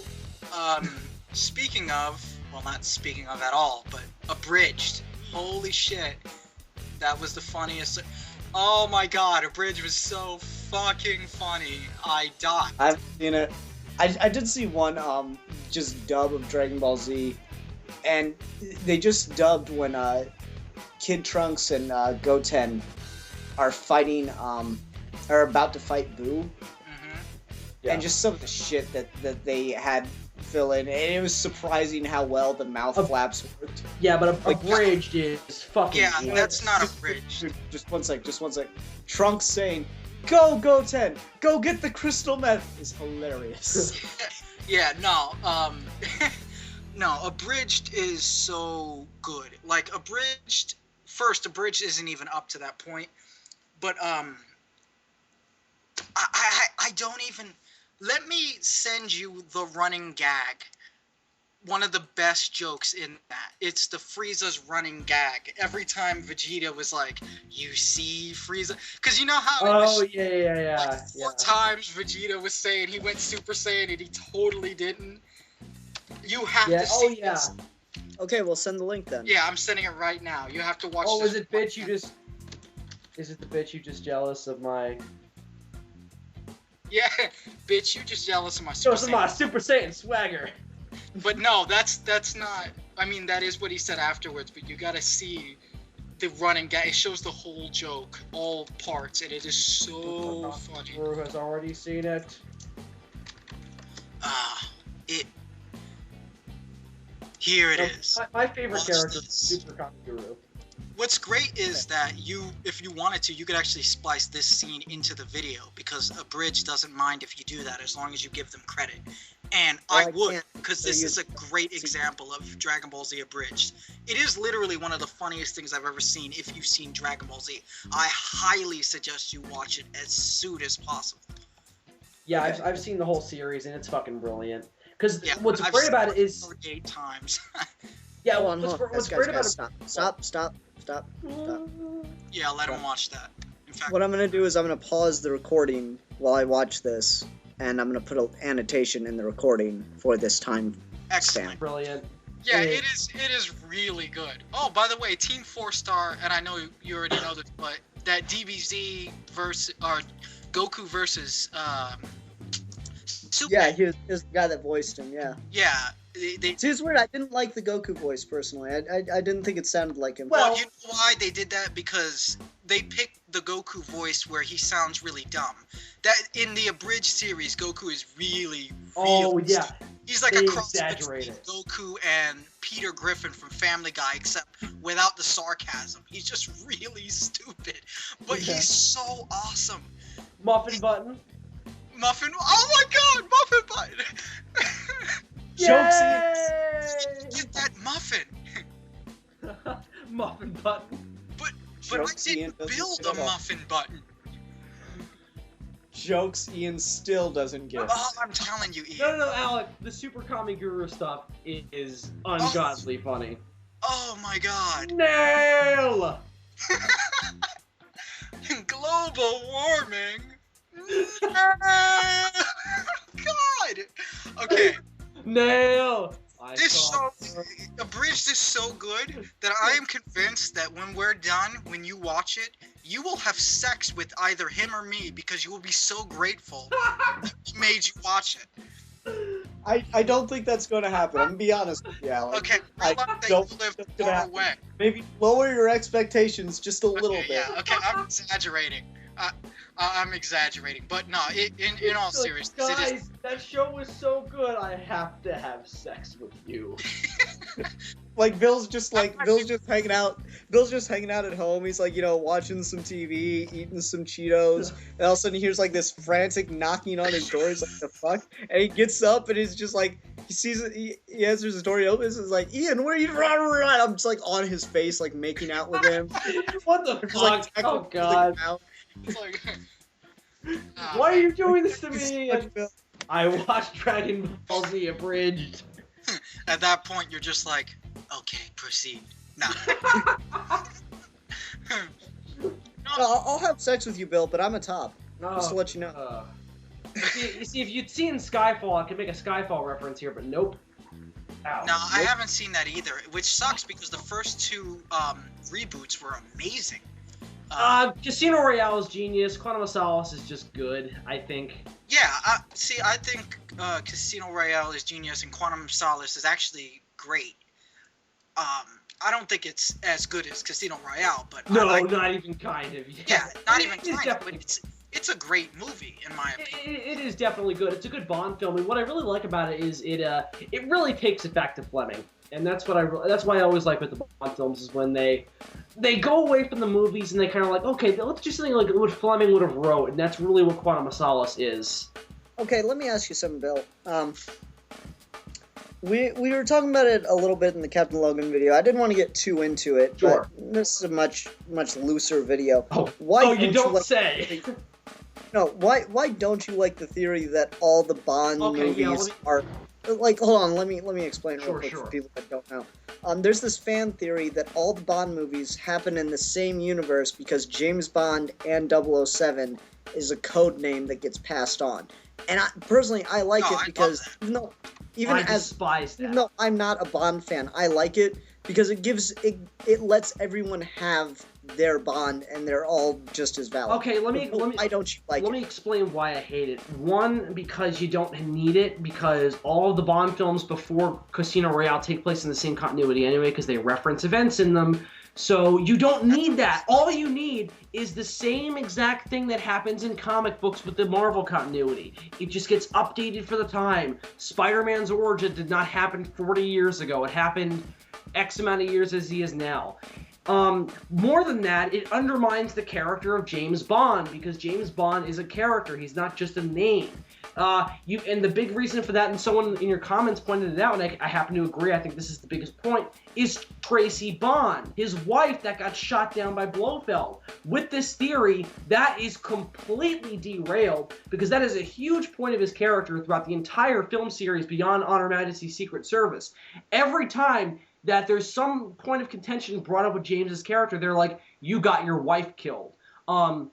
One of my favorite examples of it is when Felix Leiter gets, in License to Kill, where Felix Leiter gets married, and his wife, who, adores James just as a friend, really wants him to be happy because she sees that he's this tortured soul, and she tries to throw him whatever that thing is that the girls throw at the guys, and they're the next one who's going to get married, and James just says no and throws it back, gets in his Aston Martin, and drives away. Okay, well, let me get into some. See, the reason I like it is because there's a problem in Doctor Who that's similar to this. All right, and they haven't explained it in Doctor Who. It explains it with this theory explains it with Bond. In Doctor Who, you'll have episodes where they go to the year 2500 AD, and humans are in space, but because the episode was shot back in the 70s, the spaceship has, computers with the giant tape reel things, okay? Okay. And then you'll go, and it's supposed to be in the exact same continuity, and you'll go to the year 2500 with, Matt Smith or something, and the computers will be all touchscreen and shit like that. Right. All right, that there's a major inconsistency there that works because, okay, yeah, they obviously didn't have access to it. Realistically, it works because, yeah, they didn't have access to it.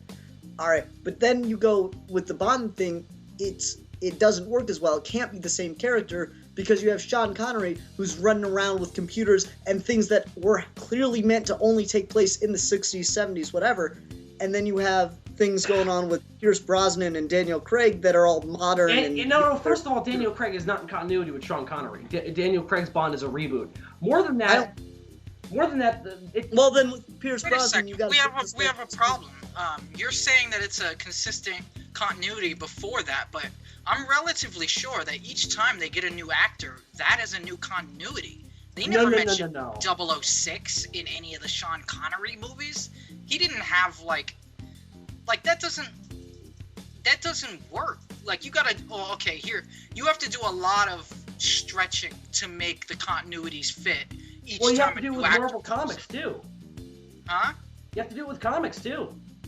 Well, yeah. Well, no, I don't bother like, with comics. I don't really care about comics except in, I didn't care about Marvel or DC until they started remaking the movies because I was a kid that grew up on Star Wars and Star Trek.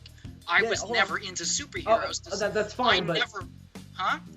Bill, the point you made about Spider-Man is because Spider-Man's origin isn't dependent upon the times. A lot of the Bond stories are dependent on the decade. No, but Ian, here's the thing. Here's the thing. For the most part, with Pierce Brosnan's Bond being the end, for the most part it still works because Pierce Brosnan's Bond, age-wise, can still exist in the Cold War. And it works fine with me. Also, the point is, the films don't support this theory that they're all different people. Yeah, but they don't support that it's a continuous continuity either. No, they don't. And I'm not saying that everything happens the way we saw it. I'm saying, obviously, that things get changed. And I'm sorry I kind of jumped down your throat when I said that maybe each actor is not a reboot. But I don't know. I think that maybe it is obviously it has to get tweaked, because obviously Pierce Brosnan's Bond was not running around in 1963 on a train in Russia. That's obvious. But I'm just saying that the specific theory that they're all different people all taking the name of James Bond 007 is not supported by the films. More than that, I think it works because the only thing you're mentioning is the wife. The wife is the only example that contradicts this directly. And the thing is, it would make sense if the agency treated these people like they were all the same person too. All right, let me explain on that a little bit. If every person that adopted the role of James Bond agreed, this is your past. I don't care what your actual past was anymore. That doesn't exist. This is your past now. That also doesn't work because it's not just information, it's character stuff. In The Spy Who Loved Me, Roger Moore's Bond, the look on his face is not a look of, oh, the agency told me to look this way when she brings up my wife got shot by Blofeld. It's, stop bringing that up or I'm going to punch you in the face. It's not just an information thing, and that's what drives me crazy with it, is because James Bond is a character. And if you bring this fan theory in, which again the films don't support it, it undermines the character, and I refuse to accept it, again, A, because the films don't support it, and B, because it undermines the character of James Bond. So this is probably the most geeky conversation I've ever had, even geekier than things like Star Wars and Star Trek, only because we're taking a character like James Bond, which, I'm sorry, there's a bad guy called Goldfinger. Like, James Bond... That was a real name, though. I bet it was, but my point is James Bond is an awesome character in an absolutely absurd universe. Like, Austin Powers came along and showed how absurd that is, and that's why the only way you could have continued James Bond is with something like the Daniel Craig reboots. There's just no way I could take it seriously after that. Because but here's the thing. The majority of James Bond is not really of the absurd that it is. It overshadows it. Like, stuff like Thunderball and You Only Live Twice does not constitute really the majority of James Bond. The books are not like that, but let's take it as the movies. Everything before Thunderball is not that silly. It's pretty serious espionage stuff for the time. Yeah, I'm gonna be honest, I've not seen Thunderball. I've only seen a few James Bond movies. Oh, okay. And the Pierce Brosnan, for instance, he's gonna kill Bond, so he ties him down in an Apache helicopter that somehow has an eject thing that Apaches don't have, but that's a minor thing. Instead of just shooting him in the head, he has James Bond tied up right there. Just shoot him in the head. Why, if you got a time machine, why not just go back and shoot him while he's on the crapper? Wait, what? That's Austin Powers. Oh, okay, yeah. I get what you said. Well, yeah, Austin Powers said it too. He's like, it's like, no, you have to make an elaborate trap. It's like, no, you have them right there. Why would you tie him up and have him eject into the air and explode? Well, it's a very simple answer. Because it's in the night in like a graveyard, and no one can see what's happening. Like, that's retarded. I have a perfect answer for you. It's for the sake of drama. Well, yeah, that's what I'm saying. There's a limit to how serious we could like. Are we assuming that anything in James Bond is possible? Because it's totally Bill, not. If you're gonna make an argument for the fan theory doesn't work because it contradicts the character, then you can't really.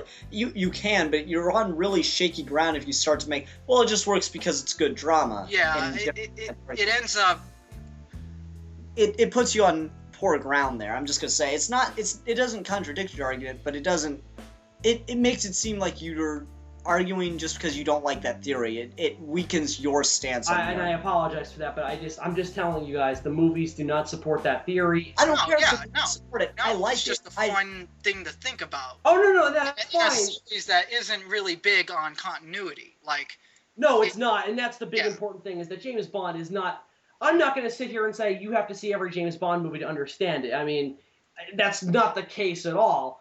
But I'm just trying to make an argument for A, why that theory is not true, and B, why I don't care whether or not it's true. I like it because it gives everybody their Bond. Yeah. It's either that or James Bond is a Time Lord.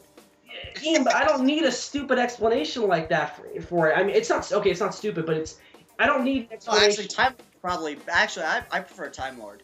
No, that makes more sense to me than it's a bunch of guys who get named James Bond 007.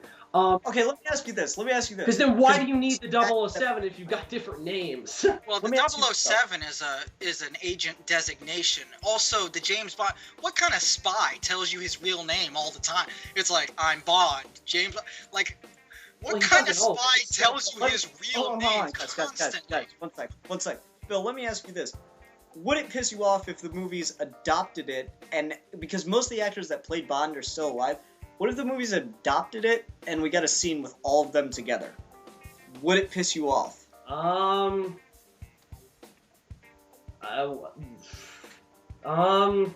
don't know, because Ian, to ask a question like that is because you'd have to be breaking the fourth wall. You have to be breaking a fourth wall with it. If it was just an out of continuity, like it was a, I don't know, like a multiversal thing, or it was just in real life where like these actors were meeting, that'd be cool. But No, like if No, in the story they acknowledge that James Bond and 007 is a code name given to a certain. oh yes, type it would of- anger me again because I. Yeah, and but it was acknowledged with all the actors together in one But scene. yeah, why?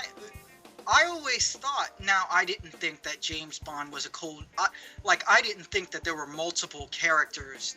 Yeah. You know, agents. That's a newer theory, but I always kind of thought James Bond had to be a code name a long time ago, just because. Again, what type of secret agent is always saying his real name? Doesn't that just kind of automatically get everyone you ever known killed? Like, it's Well, like it Batman walks doesn't. around. Bruce Wayne, here's my card. Bruce Wayne. My name's Wayne. Bruce Wayne. Like, what an asshole. Like, he's just like, you know what? Alfred's just sitting there like, dude, the fuck. Yeah, like everyone and his dog gets killed. Like like James Bond hires like a carpenter. 3 days later, that carpenter's been tortured to death, just in case that guy maybe saw something he might know. Like, it just seems like that had to be code name. No, who does that? Like Mission Impossible, that dude wasn't like saying his name all the time. You know. I've completely lost. I've lost you guys. So, well, you guys lost me. So I'm just gonna. But we're talking about the code name. It doesn't make sense if James Bond's his actual name. It doesn't make sense. Well, he for it to doesn't be- say it to everybody. He uses fake names all the time. No, but I mean, he's always like when it's always.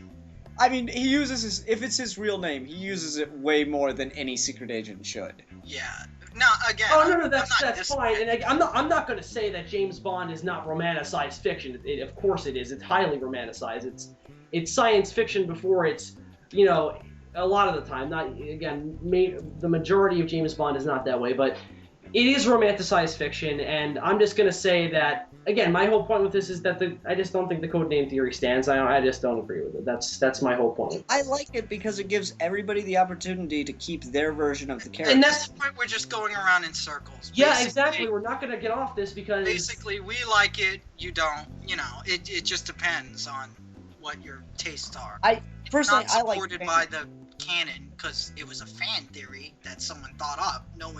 We're not suggesting that it's part of the story, you know.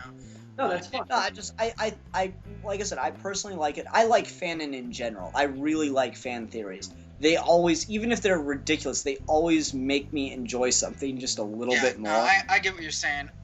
This way too. Like when someone was talking to me about, I was talking to someone about Wolverine versus the Hulk, that animated movie. Mhm. And I'm like, why wouldn't Hulk just grab the dude's arms and dislocate them from his shoulders? You can't heal from that. You have to have them snap back into place. Someone goes, oh, well, actually, I think Wolverine has a kind of adamantium mesh in between his joints that allows him to still move his arms and stuff, but makes them so they can't be removed from their sockets. Well, that's cool. I like that idea. There's nothing to support it, but I like that idea. Yeah. No, it's a cool idea. It's just that's all it is. Really, is a cool idea, and the idea is still cool, but that's all it is. Mhm. I'm not going to say it's anything more than that or anything less than that, but that's all it is a cool idea. Yeah, I like fanon. We did part of the video on fanon. I enjoy it. Famine? What? Fanon, Fanon, like canon but with fan. Fanon. I see what you did there. It's not something I did. Yeah, It's I'm joking. It's like, this guy I like famine. gets it. Starving children rock. What? Well, you thought I said I like famine, so I was like, yes, I enjoy famine. Exactly. I'm like, I enjoy famine. Yes. it's like that's why I like. Ian, that wouldn't surprise me with People you. in desperate situations come up with great theories. They do. They really do. Yeah, people who are suffering from That's why famine do Jews- come up with great theories. That is why Jews rule the entertainment industry, because they Oh. and they Okay, just now this got taken to a whole new level. Oh, did you? I love the Family Guy joke where it's like, it shows the Jews in Egypt as slaves. It's like, all people must go through a time Yeah. of suffering. I'm glad we're getting the honors out of the way, aren't they? From this point on, it's gonna be smooth sailing. Oh my god. Actually, my personal favorite with Family Guy as far as Jew jokes goes was when they talked about the 40 years they spent walking through the desert. And, you know, if you see a billboard, don't feel the need to read it out loud. And yes, we're gonna be walking for a very long time. It's just Jew stereotype all addressed. Oh, that was funny. I wish we had the Jew. Wait, is the Jew awake? We're just gonna try and add him to this call and see. Is the Jew? What are we talking about? Oh yeah, you guys got a dude named the Jew. Oh, that guy. I know him. Sorry, I only know you people have yes, voices, I know who you're so.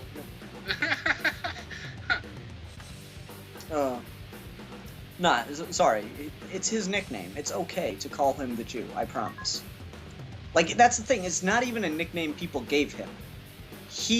I was like, hey, dude, what's your name? He goes, Chris, but you can call me the Jew. Really? What? Oh, that's awesome. I think I'll start calling him that. It's funny because it was his brother's nickname first and he just adopted it. He's like, I too am a Jew. Therefore, I have rights to this nickname and will endeavor to use it whenever possible. Like, dude, actually, no lie, Wonder Boy, Scott, the guy from my movie that played Wonder Boy, Yeah. he didn't know that Chris Nurzik and the Jew were the same person. I'm just imagining like the Jew becoming like this urban legend, just like it's the Jew. I don't like the way you said Jew there. No, like, we went to go... The last render of the movie had to be done on the Jew's computer because my laptop wasn't powerful enough to do it. So we went to go pick it up, and Scott was with me. I'm like, okay, we're gonna go to the Jew's house. And he goes, oh my god, I've never met the Jew before. I've got to come in and meet this guy. I've heard about him my whole time in high school. So we go in, and he's like, wait, Chris Nurzik? Where's the Jew?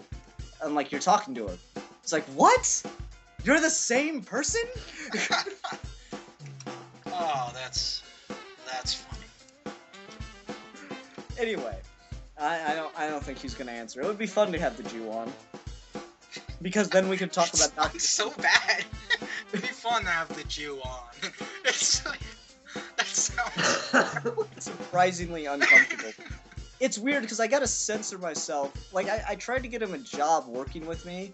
I was like, dude, it's gonna be such a pain in the ass. Like, I almost don't want to do this because I'm afraid you're gonna end up getting me fired.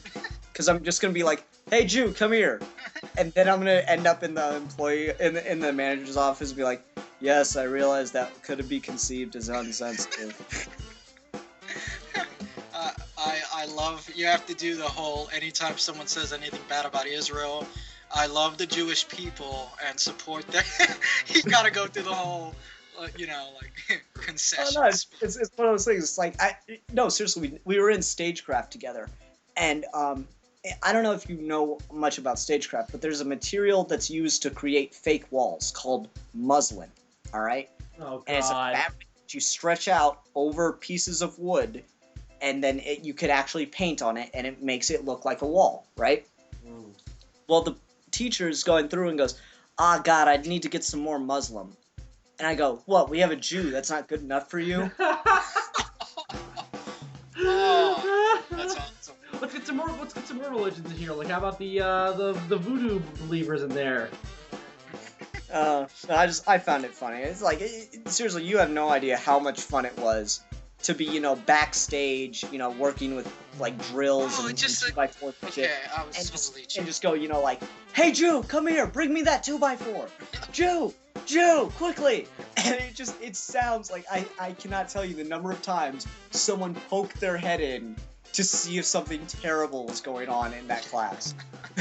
It's like, you stupid Jew. Oh. Now that's different. No, it wasn't, because it was... No, Ian, that's different, because now you're not referring to like that's a name. That's like a classification of a person. It's me saying, you can have a nickname that works as a noun too, right? And the thing is, that's what it was. It worked as a noun, and it wasn't meant in the way of calling as Jew as a derogatory term. It's just I was so used to calling him Jew I would use it in different kinds of methods of No, language. I know, but you're kind of backpedaling. Okay, let's say you got taken into the principal's office, and they're like, you're kind of backpedaling now because no, I just feel like you're fucking with me. No, like seriously, I mean, you could if that ever. I know, I'm kidding. Chris and I had a conversation about this at one point. Chris and I was like, all right, so if I ever get in trouble for calling you the Jew, you'll totally vouch for me as you don't get offended by that knowledge. It is your nickname. He goes, yeah, totally. If you get called down to the office for that, let me know. I will come and vouch for you. Like, okay. That's funny that you guys have like a backup plan just in case that happens. Like that's Well, no, that's we the knew it. raw We- power of that nickname is like it could cause that to happen. We knew it could be offensive, but it was still his nickname, you know? And It's like people called me anything the but not Mexican. using it. My friends called me the Mexican. I never got upset. You know what just occurred to me? What? And completely changing the subject, but I'm talking to Bill. Yes. That means he doesn't understand the Kyle what joke in the Superman versus Goku. Oh. Yeah, What? he didn't get how Oh awesome. no. You Yeah. didn't get Hold on, that. let's send you something. Watch this, and then you'll understand why those two words, just those two words, were so hilarious. Watch this right quick. Because the reference is just. Yeah, the reference is again another running gag. It's Yeah. awesome. Watch that right quick. Yeah, they keep it up even more than the Super Saiyan one too. Hey guys, Ian here. Sorry for the drastic change in my quality. I'm recording this while I'm editing. At this point in the video, I had a personal thing that I had to go attend to, and it kept me preoccupied for the rest of the time that they talk. The video isn't going to have an official ending. It doesn't really have an official beginning. So, I'm sorry about that. Literally, I was gone until my computer battery died, and the call got dropped, and the recording obviously stopped at that point. Really, I don't like to do shit like that often, so please forgive me. Enjoy Alec and Bill talking about, I don't know what. Yeah.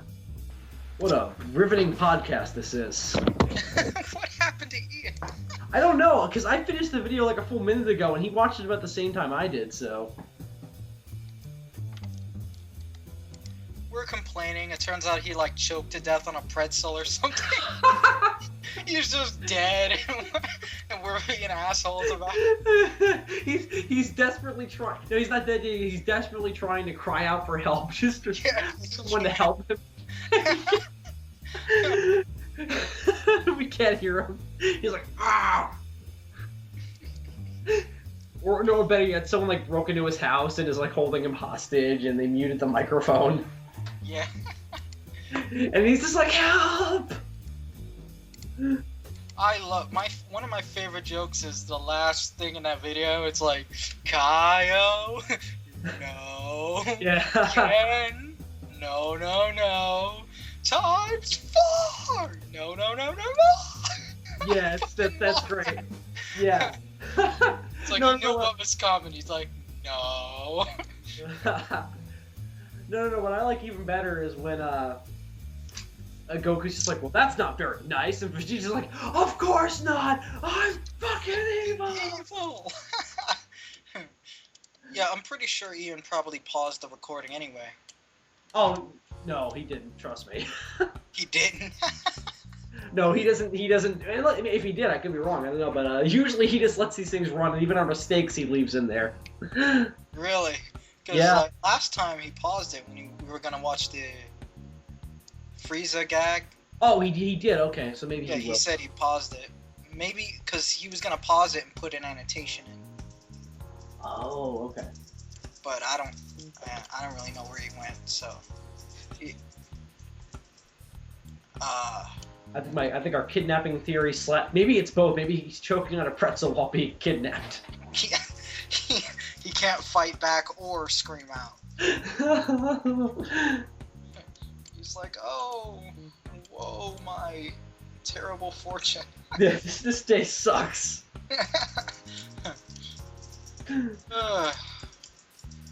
I'm glad we ended up talking about DBZ, because while The League of Extraordinary Gentlemen was a good movie, I didn't have much to say about it.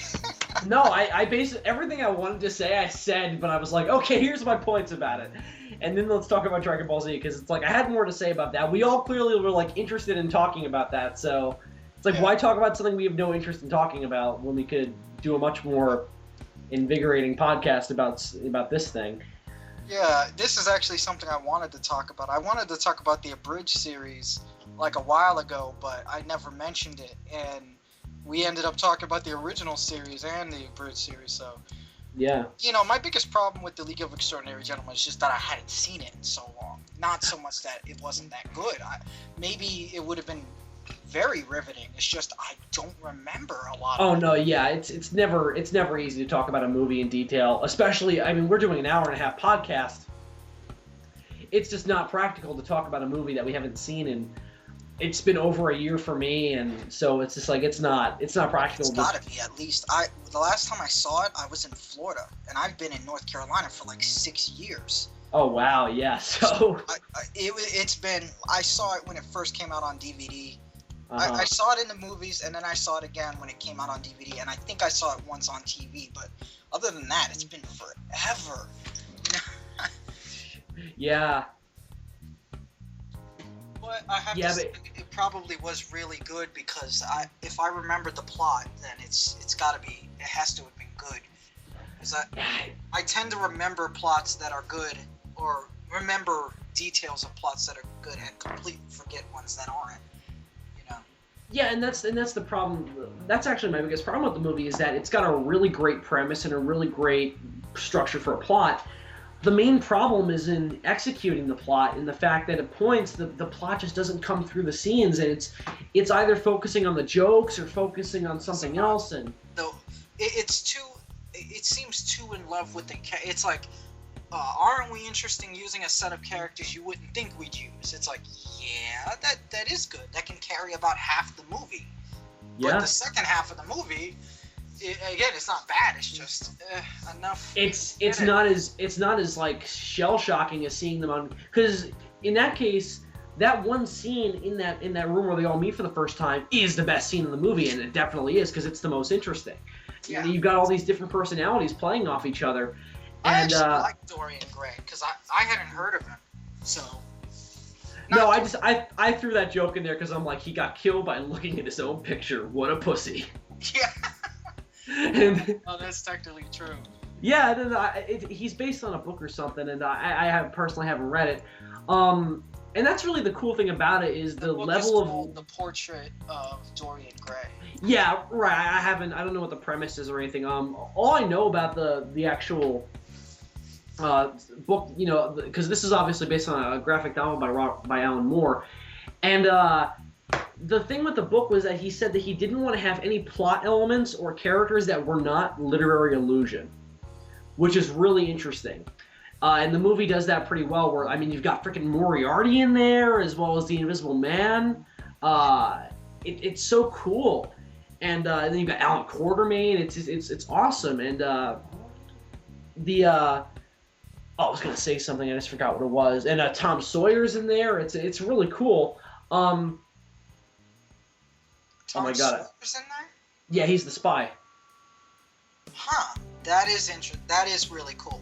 That was back before I had read the books. I've read the books, so... Yeah, well, they obviously aged him up a bit, yeah.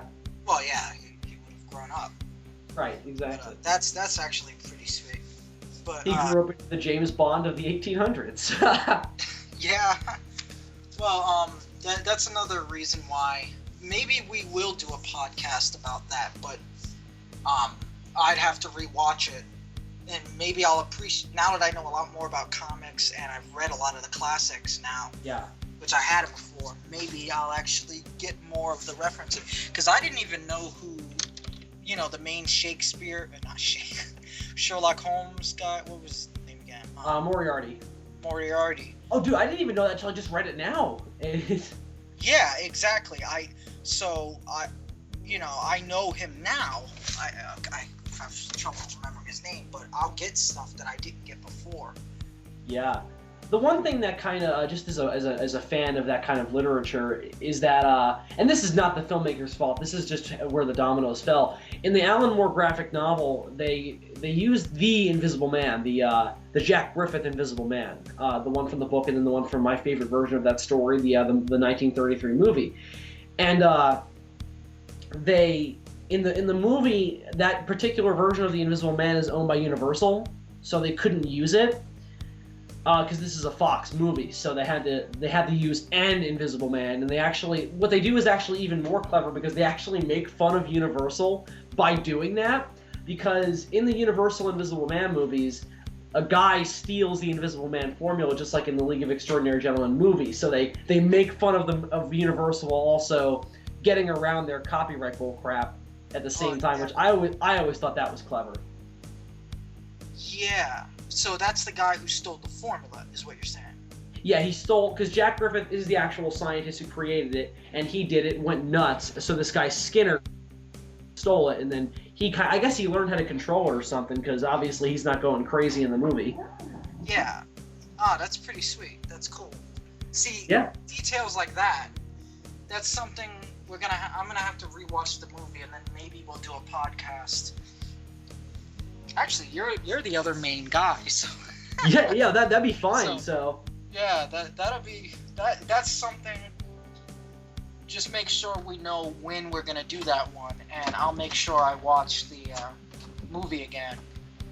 Okay. Well, obviously it's on our short list, so we'll do it probably next review topic. Since we were like, oh, we're gonna review the League of Extraordinary Gentlemen, and it's like, no, we're gonna talk about Dragon Ball Z. So I think that'll have to be our next. Our review topic, just for the sake of our listeners not gouging out their hair in anger. That's true. I'm gonna see if the movie's on Netflix. Nope. Nah. Oh, I'll probably. I think I own that movie. Or do you? Rather, I think my parents own that movie, I should say. There's a movie on Netflix called The League of Gentlemen, which got me excited. I was like, oh, it's not the same movie. The League of Ordinary Gentlemen. Just like 7 dudes who are just nice guys, and, they're gentlemen. They just sit around in front of a fireplace the whole movie, just kind of like, yes, indeed. This kind of mug the whole movie. It's kind of musing around the fireplace, passing around a pipe, and like occasionally they'll pass around a newspaper, just like, oh yes, indeed. Yes. Pass it back. One of them gets up and goes to work, the youngest one, and then he just comes back later. They don't even flash to him. He's just gone. He comes back. He sits down. He takes a big sigh, and then he sits down, just like. They pass him the paper. Indeed. Oh man, someone's got to make that movie. That actually seems like a cutaway from Family Guy, The League of Ordinary Gentlemen.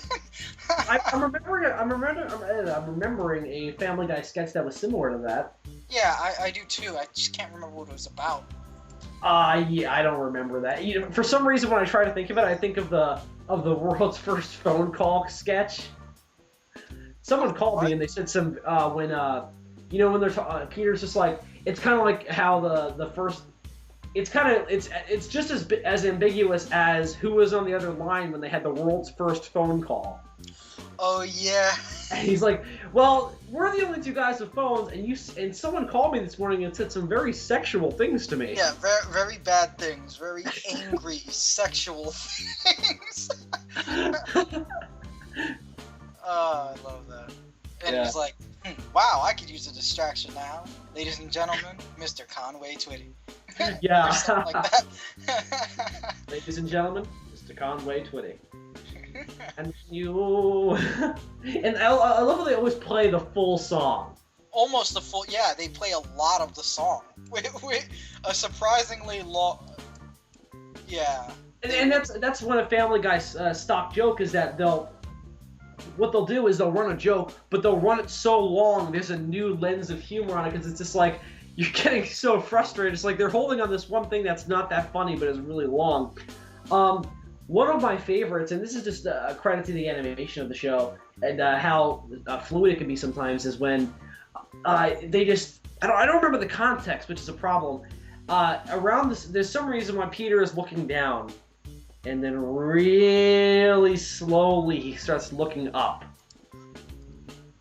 And it's like really fluidly animated. It's creepy, but it's also really funny because it's just like that. Because in animation you don't see that. Yeah, you very rarely see that. So it would be hilarious if we were still recording right now. Yeah, where is Ian? What the fuck? I don't know. I'm gonna text him. See where the fuck he is. It'd be funny if he just has his mic muted and he's been talking this whole time. He just thinks we're rude and we're interrupting him. You fuckers, this is my show. At this point, he's having like an existential crisis. I'm the man. Yeah, he gets so upset he actually does make it the Geeky Gentleman.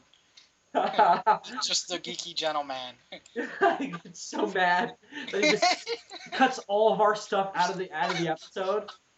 He just records new parts where he's talking to himself and responding to his statements. he just goes back through and he writes down everything we say, reads it off, so he's like having a three-way conversation with himself. Oh man, that's fucking awesome. Oh. Hello everyone, I'm Sid Part 2, and I'm Sid Part 2 also, and I'm Sid Part 2. Who's Sid Part 2? Oh god. I'm gonna text him, see where he is. Dude, what the fuck happened?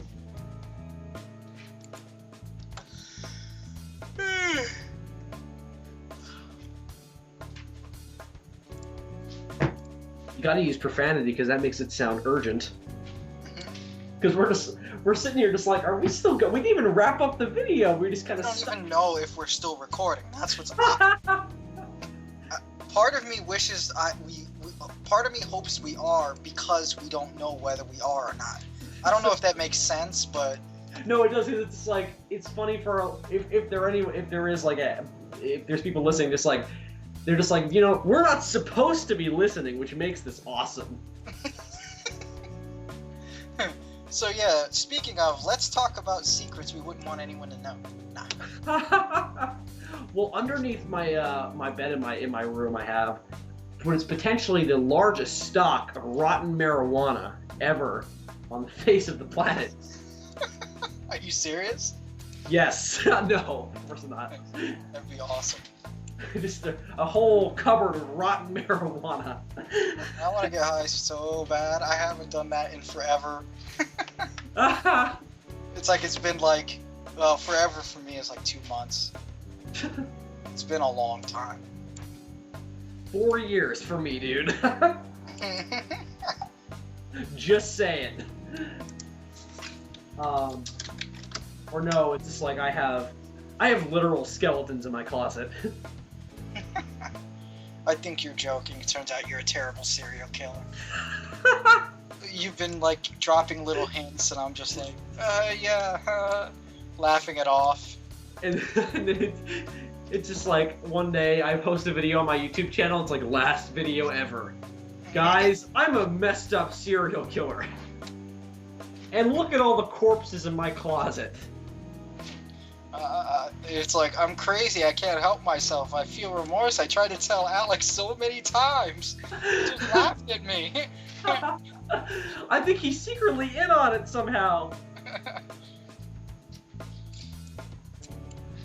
He is not texting me back, which leads me to believe he's either dead or if that muted microphone thing is true, this is going to be the funniest thing ever. Yeah. Why won't they listen to Why would me? he just leave like that? That's not in his nature. No, oh no, absolutely not. Or he would text me back. I'm actually a little legitimately concerned. Yeah, because he's still in the call. Yeah, it's like a ghost. No, but Does he normally set his thing to do not disturb when we're recording? Yes. Okay. Oh, always. Even if we're not recording, he'll do it if he's just in a call. Okay.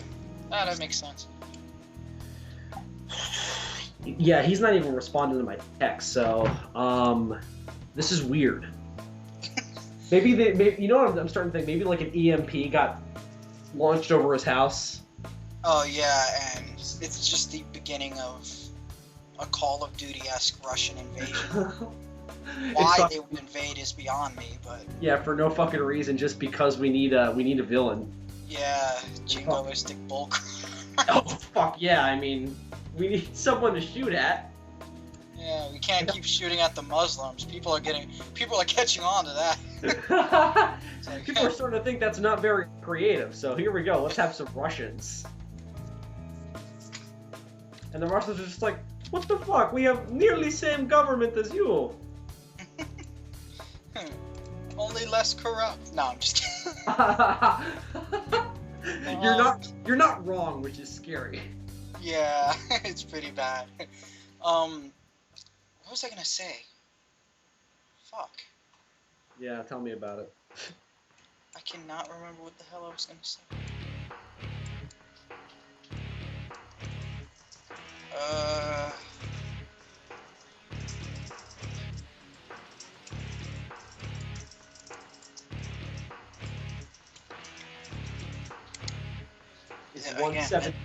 It's 1:17 a.m. I'm officially marking Sid Part 2 as KIA, killed in action. Yeah, that's weird. I don't know what's up with that.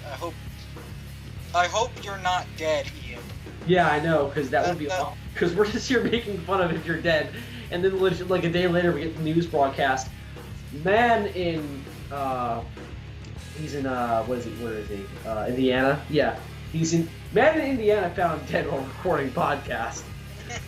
Pretzel found lodged deep within throat. Two douchebag friends just laughed at him.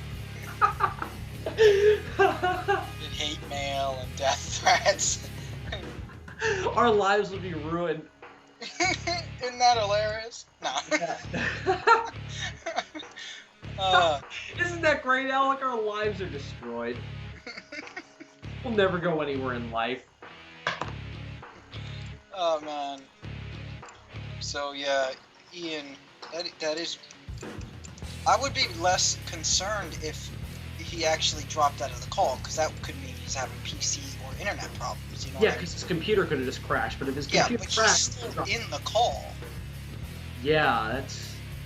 And he's not answering my fucking text. Like, if his computer just crashed, he'd text me back, oh guys, my computer crashed, I'll be back on in 5 minutes. Yeah, well, for that matter, if his computer crashed, he could not still be in the call. Exactly, the call would drop. Yeah, so, his computer's on, the internet's functioning, he's just KIA. I mean, MIA.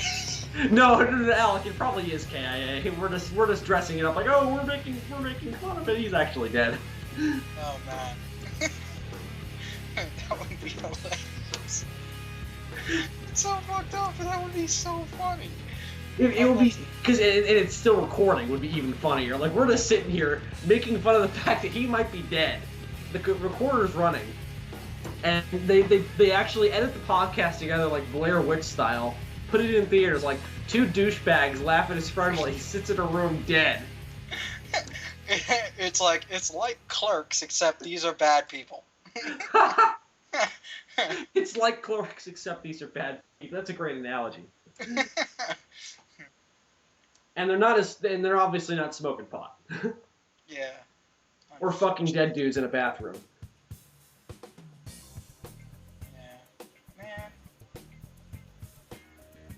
Now this is just awkward because we're just gonna sit here all night waiting for him to come back so we can wrap up the video and. Yeah, I have a strange desire not to end it, even if we're not saying anything. I don't. It's weird. No, I don't want to leave because it's like, God forbid he goes back. He's like, okay, guys, I'm back and I've got popcorn. What the fuck? And we're just gone. And then again, he dies. I don't know why. He dies with a broken heart. Some guy walks in and just shoots him. Well, they were making fun of you being dead the whole time, so I figured I would just solve their problem. Yeah. We left a little note, gone fishing.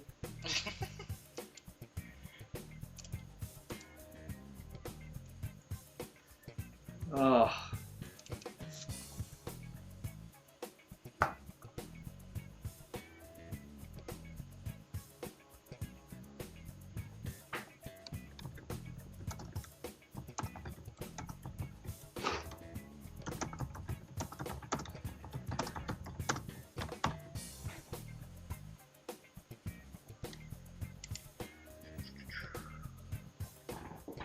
wonder if he's fucking with us.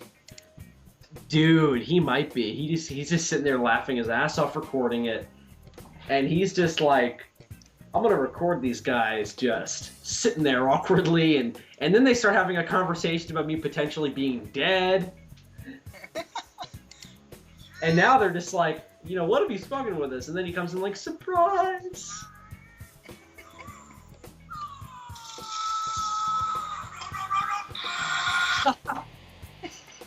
I had a few seconds left. The best ones. That's fine. That's hilarious. Okay, now I'm getting scared, like, if he actually... running with the death thing again. That we're, like... That, like, the fact that he hasn't dropped out of the call is a ghost that's going to haunt us forever. Now, wherever we go, no matter what we do, as long as we're using electronic devices, that thumbnail is going to be up there. It's like forever. He'll always be in the call. Like, if we're looking at the Panasonic screen in the middle of Times Square, fucking Ian's thumbnail's up there. We're just haunted. It's like a Japanese horror movie. It just never goes away. Nope. Ian, come back. Dude. If you're fucking with us, you succeeded. Yeah, I know. We have thoroughly fucked with.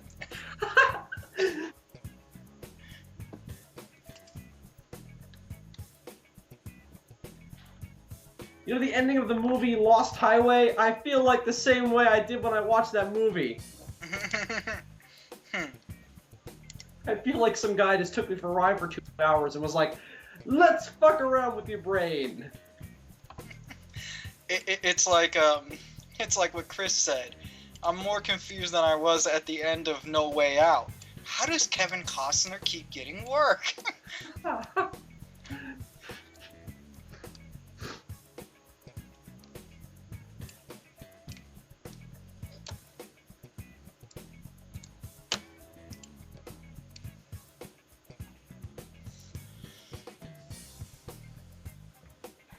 5 hours later. Ian, where the fuck are you?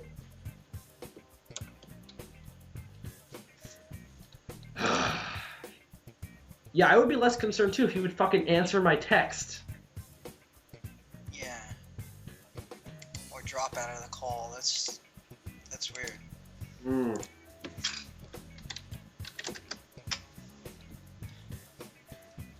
Alright, that's it.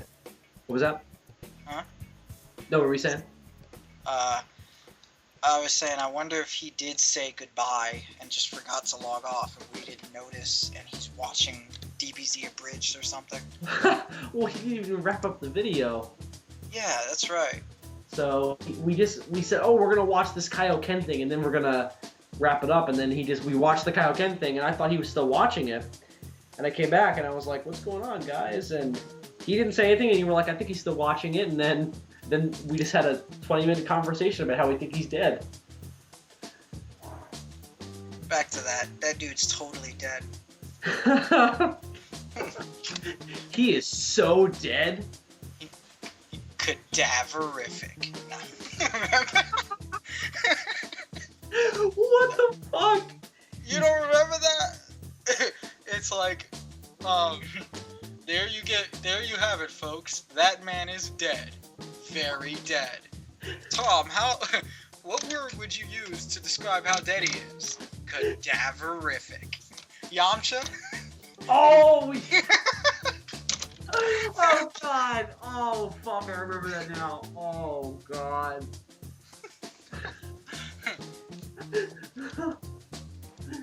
No! I love that he thinks Chiaotzu is a Pokemon. Yeah. I'm gonna catch it. I'm gonna catch it, Vegeta.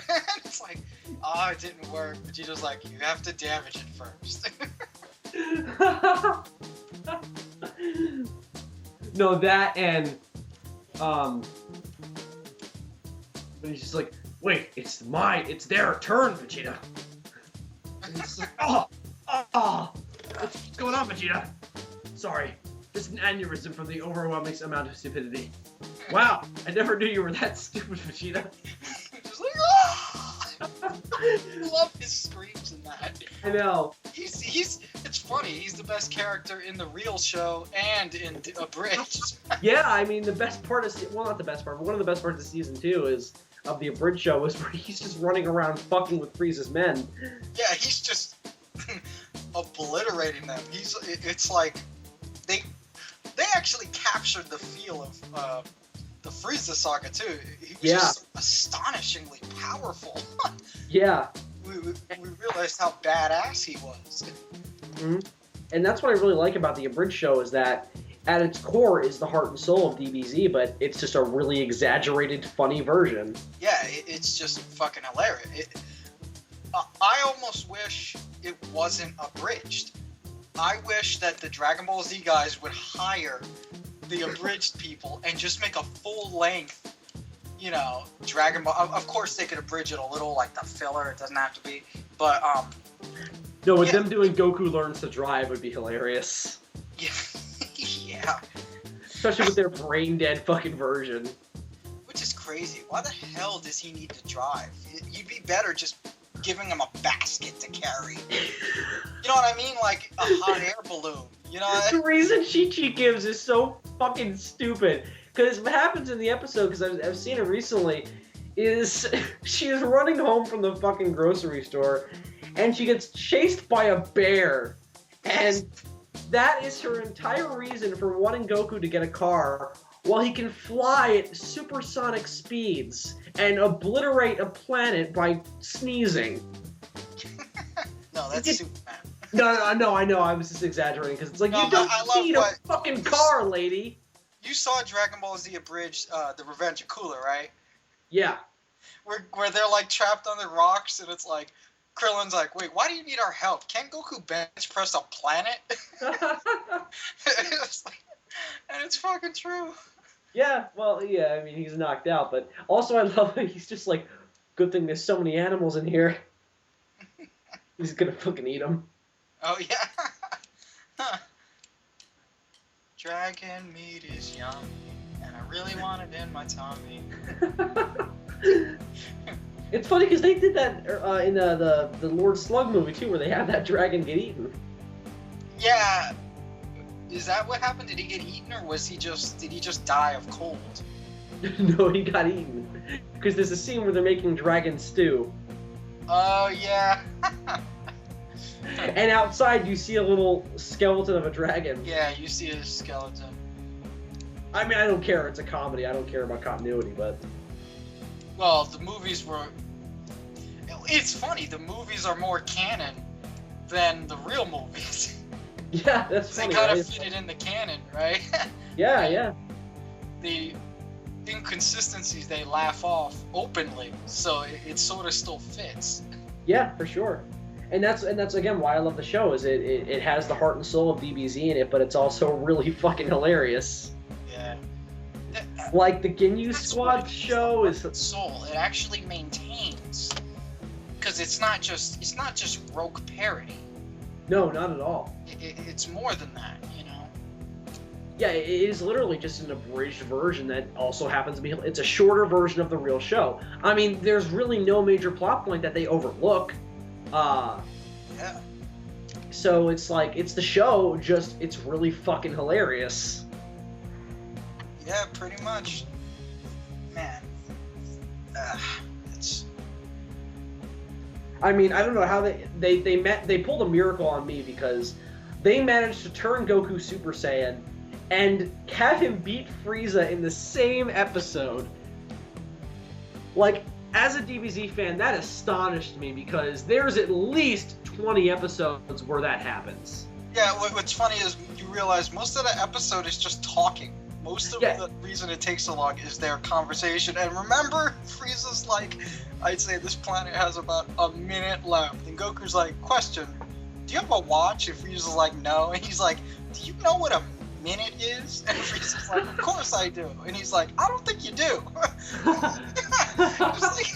He kept saying like 5 minutes, and it was like half a day, or at least an hour. Oh no, it's a crazy amount of time. Like, it's at least got to be an hour. And in the show, once Goku goes Super Saiyan, he's like, this planet has 4 minutes. And Goku's like, no, it doesn't. Yeah. And also, the state to which that planet gets cannot happen in 4 minutes. Yeah, it's insane. It's like the amount of energy that would take. You know what I mean? The friction and everything. Oh yeah, dude, it can't happen in 4 minutes. I don't care what bullshit explanation that show gives. It can't happen in 4 minutes. To be fair, a white androgynous alien can't have the energy to blow up a planet, but... True, but still. 4 minutes. 4 minutes and we've still got, like, you know, this long fight where they take the time to have conversations in the middle of the fight. And they say they've got 4 minutes. It's not practical, so... Yeah, that's no where we're drawing the line. I know. They can't have this fight in 4 minutes. Hair changing that shows power totally makes sense. Yeah, it's like the rule of DBZ. If you flex your muscles and scream really loudly, you can become more powerful. See, but in a way that makes more sense to me then. They fought in 4 minutes flat and this planet blew up in 4 minutes flat. There's just something about it. And yeah, that wasn't 4 minutes. That was several episodes. Which Yeah. seems weird. Like, why are they calling attention to how long this fight is being dragged on? Yeah, because it's Wouldn't like that be the last thing you would want to do? Right, Is call exactly. attention to that? It also cannot take place in 4 minutes for another big reason.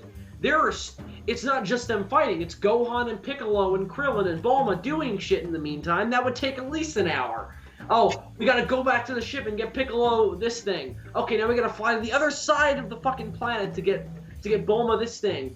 Oh, now we have to have a lengthy conversation with Chi-Chi. Yeah. Off the fucking video phone. It's not 4 minutes. Yeah, I don't know what that's all about. And one funny thing in that episode where they're talking to Chi-Chi on the video phone that I always thought was kind of like questionable was she says boldly, Goku has never killed anyone. And I'm like, wait a minute. Now I gotta go back and look because I'm like, okay, Raditz, Piccolo killed him. Nappa, Vegeta killed him. Vegeta, yeah, obviously alive. Ginyu though didn't. Oh no, the frog. Well, to be fair, the frog got, caught up in the explosion. So I guess that means Ginyu's dead. I don't know. Up to that point, Ginyu's dead. Up to that. I'm absolutely sure Goku has to have killed people. There's no way he didn't. Well, let's think back to Dragon Ball. Yeah, he's blown stuff up. Okay, he's killed King Piccolo. He killed, for sure. That's death. I mean, he drilled a hole through him. He's dead. Yeah, I mean, he's killed before. He's fought the whole Red Ribbon Army. He was blowing shit up. He didn't want to. Oh, yeah, good point. He's blown up buildings and ships and stuff. Yeah, obviously what you should have said is Goku doesn't kill unless people force him to. Yeah. And that's what happens with Frieza, so I'm glad that they do bring that up. Well, they don't even say it correctly, but if they said that, it would have made sense, because Frieza does himself in, and Goku just happens to be involved. Yeah, I mean, they call the Artesians tyrants mainly because they have never been defeated. They are just so... The idea that Frieza could be defeated was amazing to him. He couldn't fathom it. Yeah. And that's why I still hold that fight is so fucking epic, because it's just this tearing down of this huge power, and Goku's right there with the glowing blonde hair to prove it. And they did the best. By the time they fought Frieza, I almost wanted to worship Frieza, not because I liked him, but because I so believed how powerful this entity was. Yeah. The build up to it was just, the stakes were just so fucking high. You know what I mean? Like, oh yeah, sure. I mean, you got a whole planet one of these guys is so much more powerful than anything they could have imagined, and then Frieza makes them look weak. Like, I got how powerful Frieza was. It wasn't like Frieza was twice as strong as any of them. No, I understood that Frieza was at least 100 times more powerful than any of those guys, and they delivered. Frieza was like infinitely more powerful by an order of magnitude. You know? Oh yeah, for sure. And just in the way that he carried himself, you were just like, no one else is gonna fuck with this dude. So when you bring someone along who does, it's a big deal. Mm-hmm. So, and this is another thing that drives me crazy about the show, is that after that, that is when all this crazy, that's when the scaling of power and the sense that was somehow derived from this world totally gets thrown to the sharks. Again, I only in terms, because I'm sorry, the Android saga was excellent. Oh no, I'm not saying that the Cell Saga is bad in any way. Okay. Like the universe continuing to make sense, they really do throw a lot to the sharks in terms of once they jump into the Cell Saga.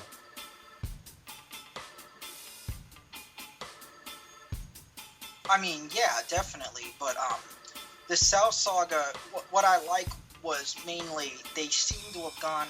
It seems like they got too far from the original format, so they pulled it back.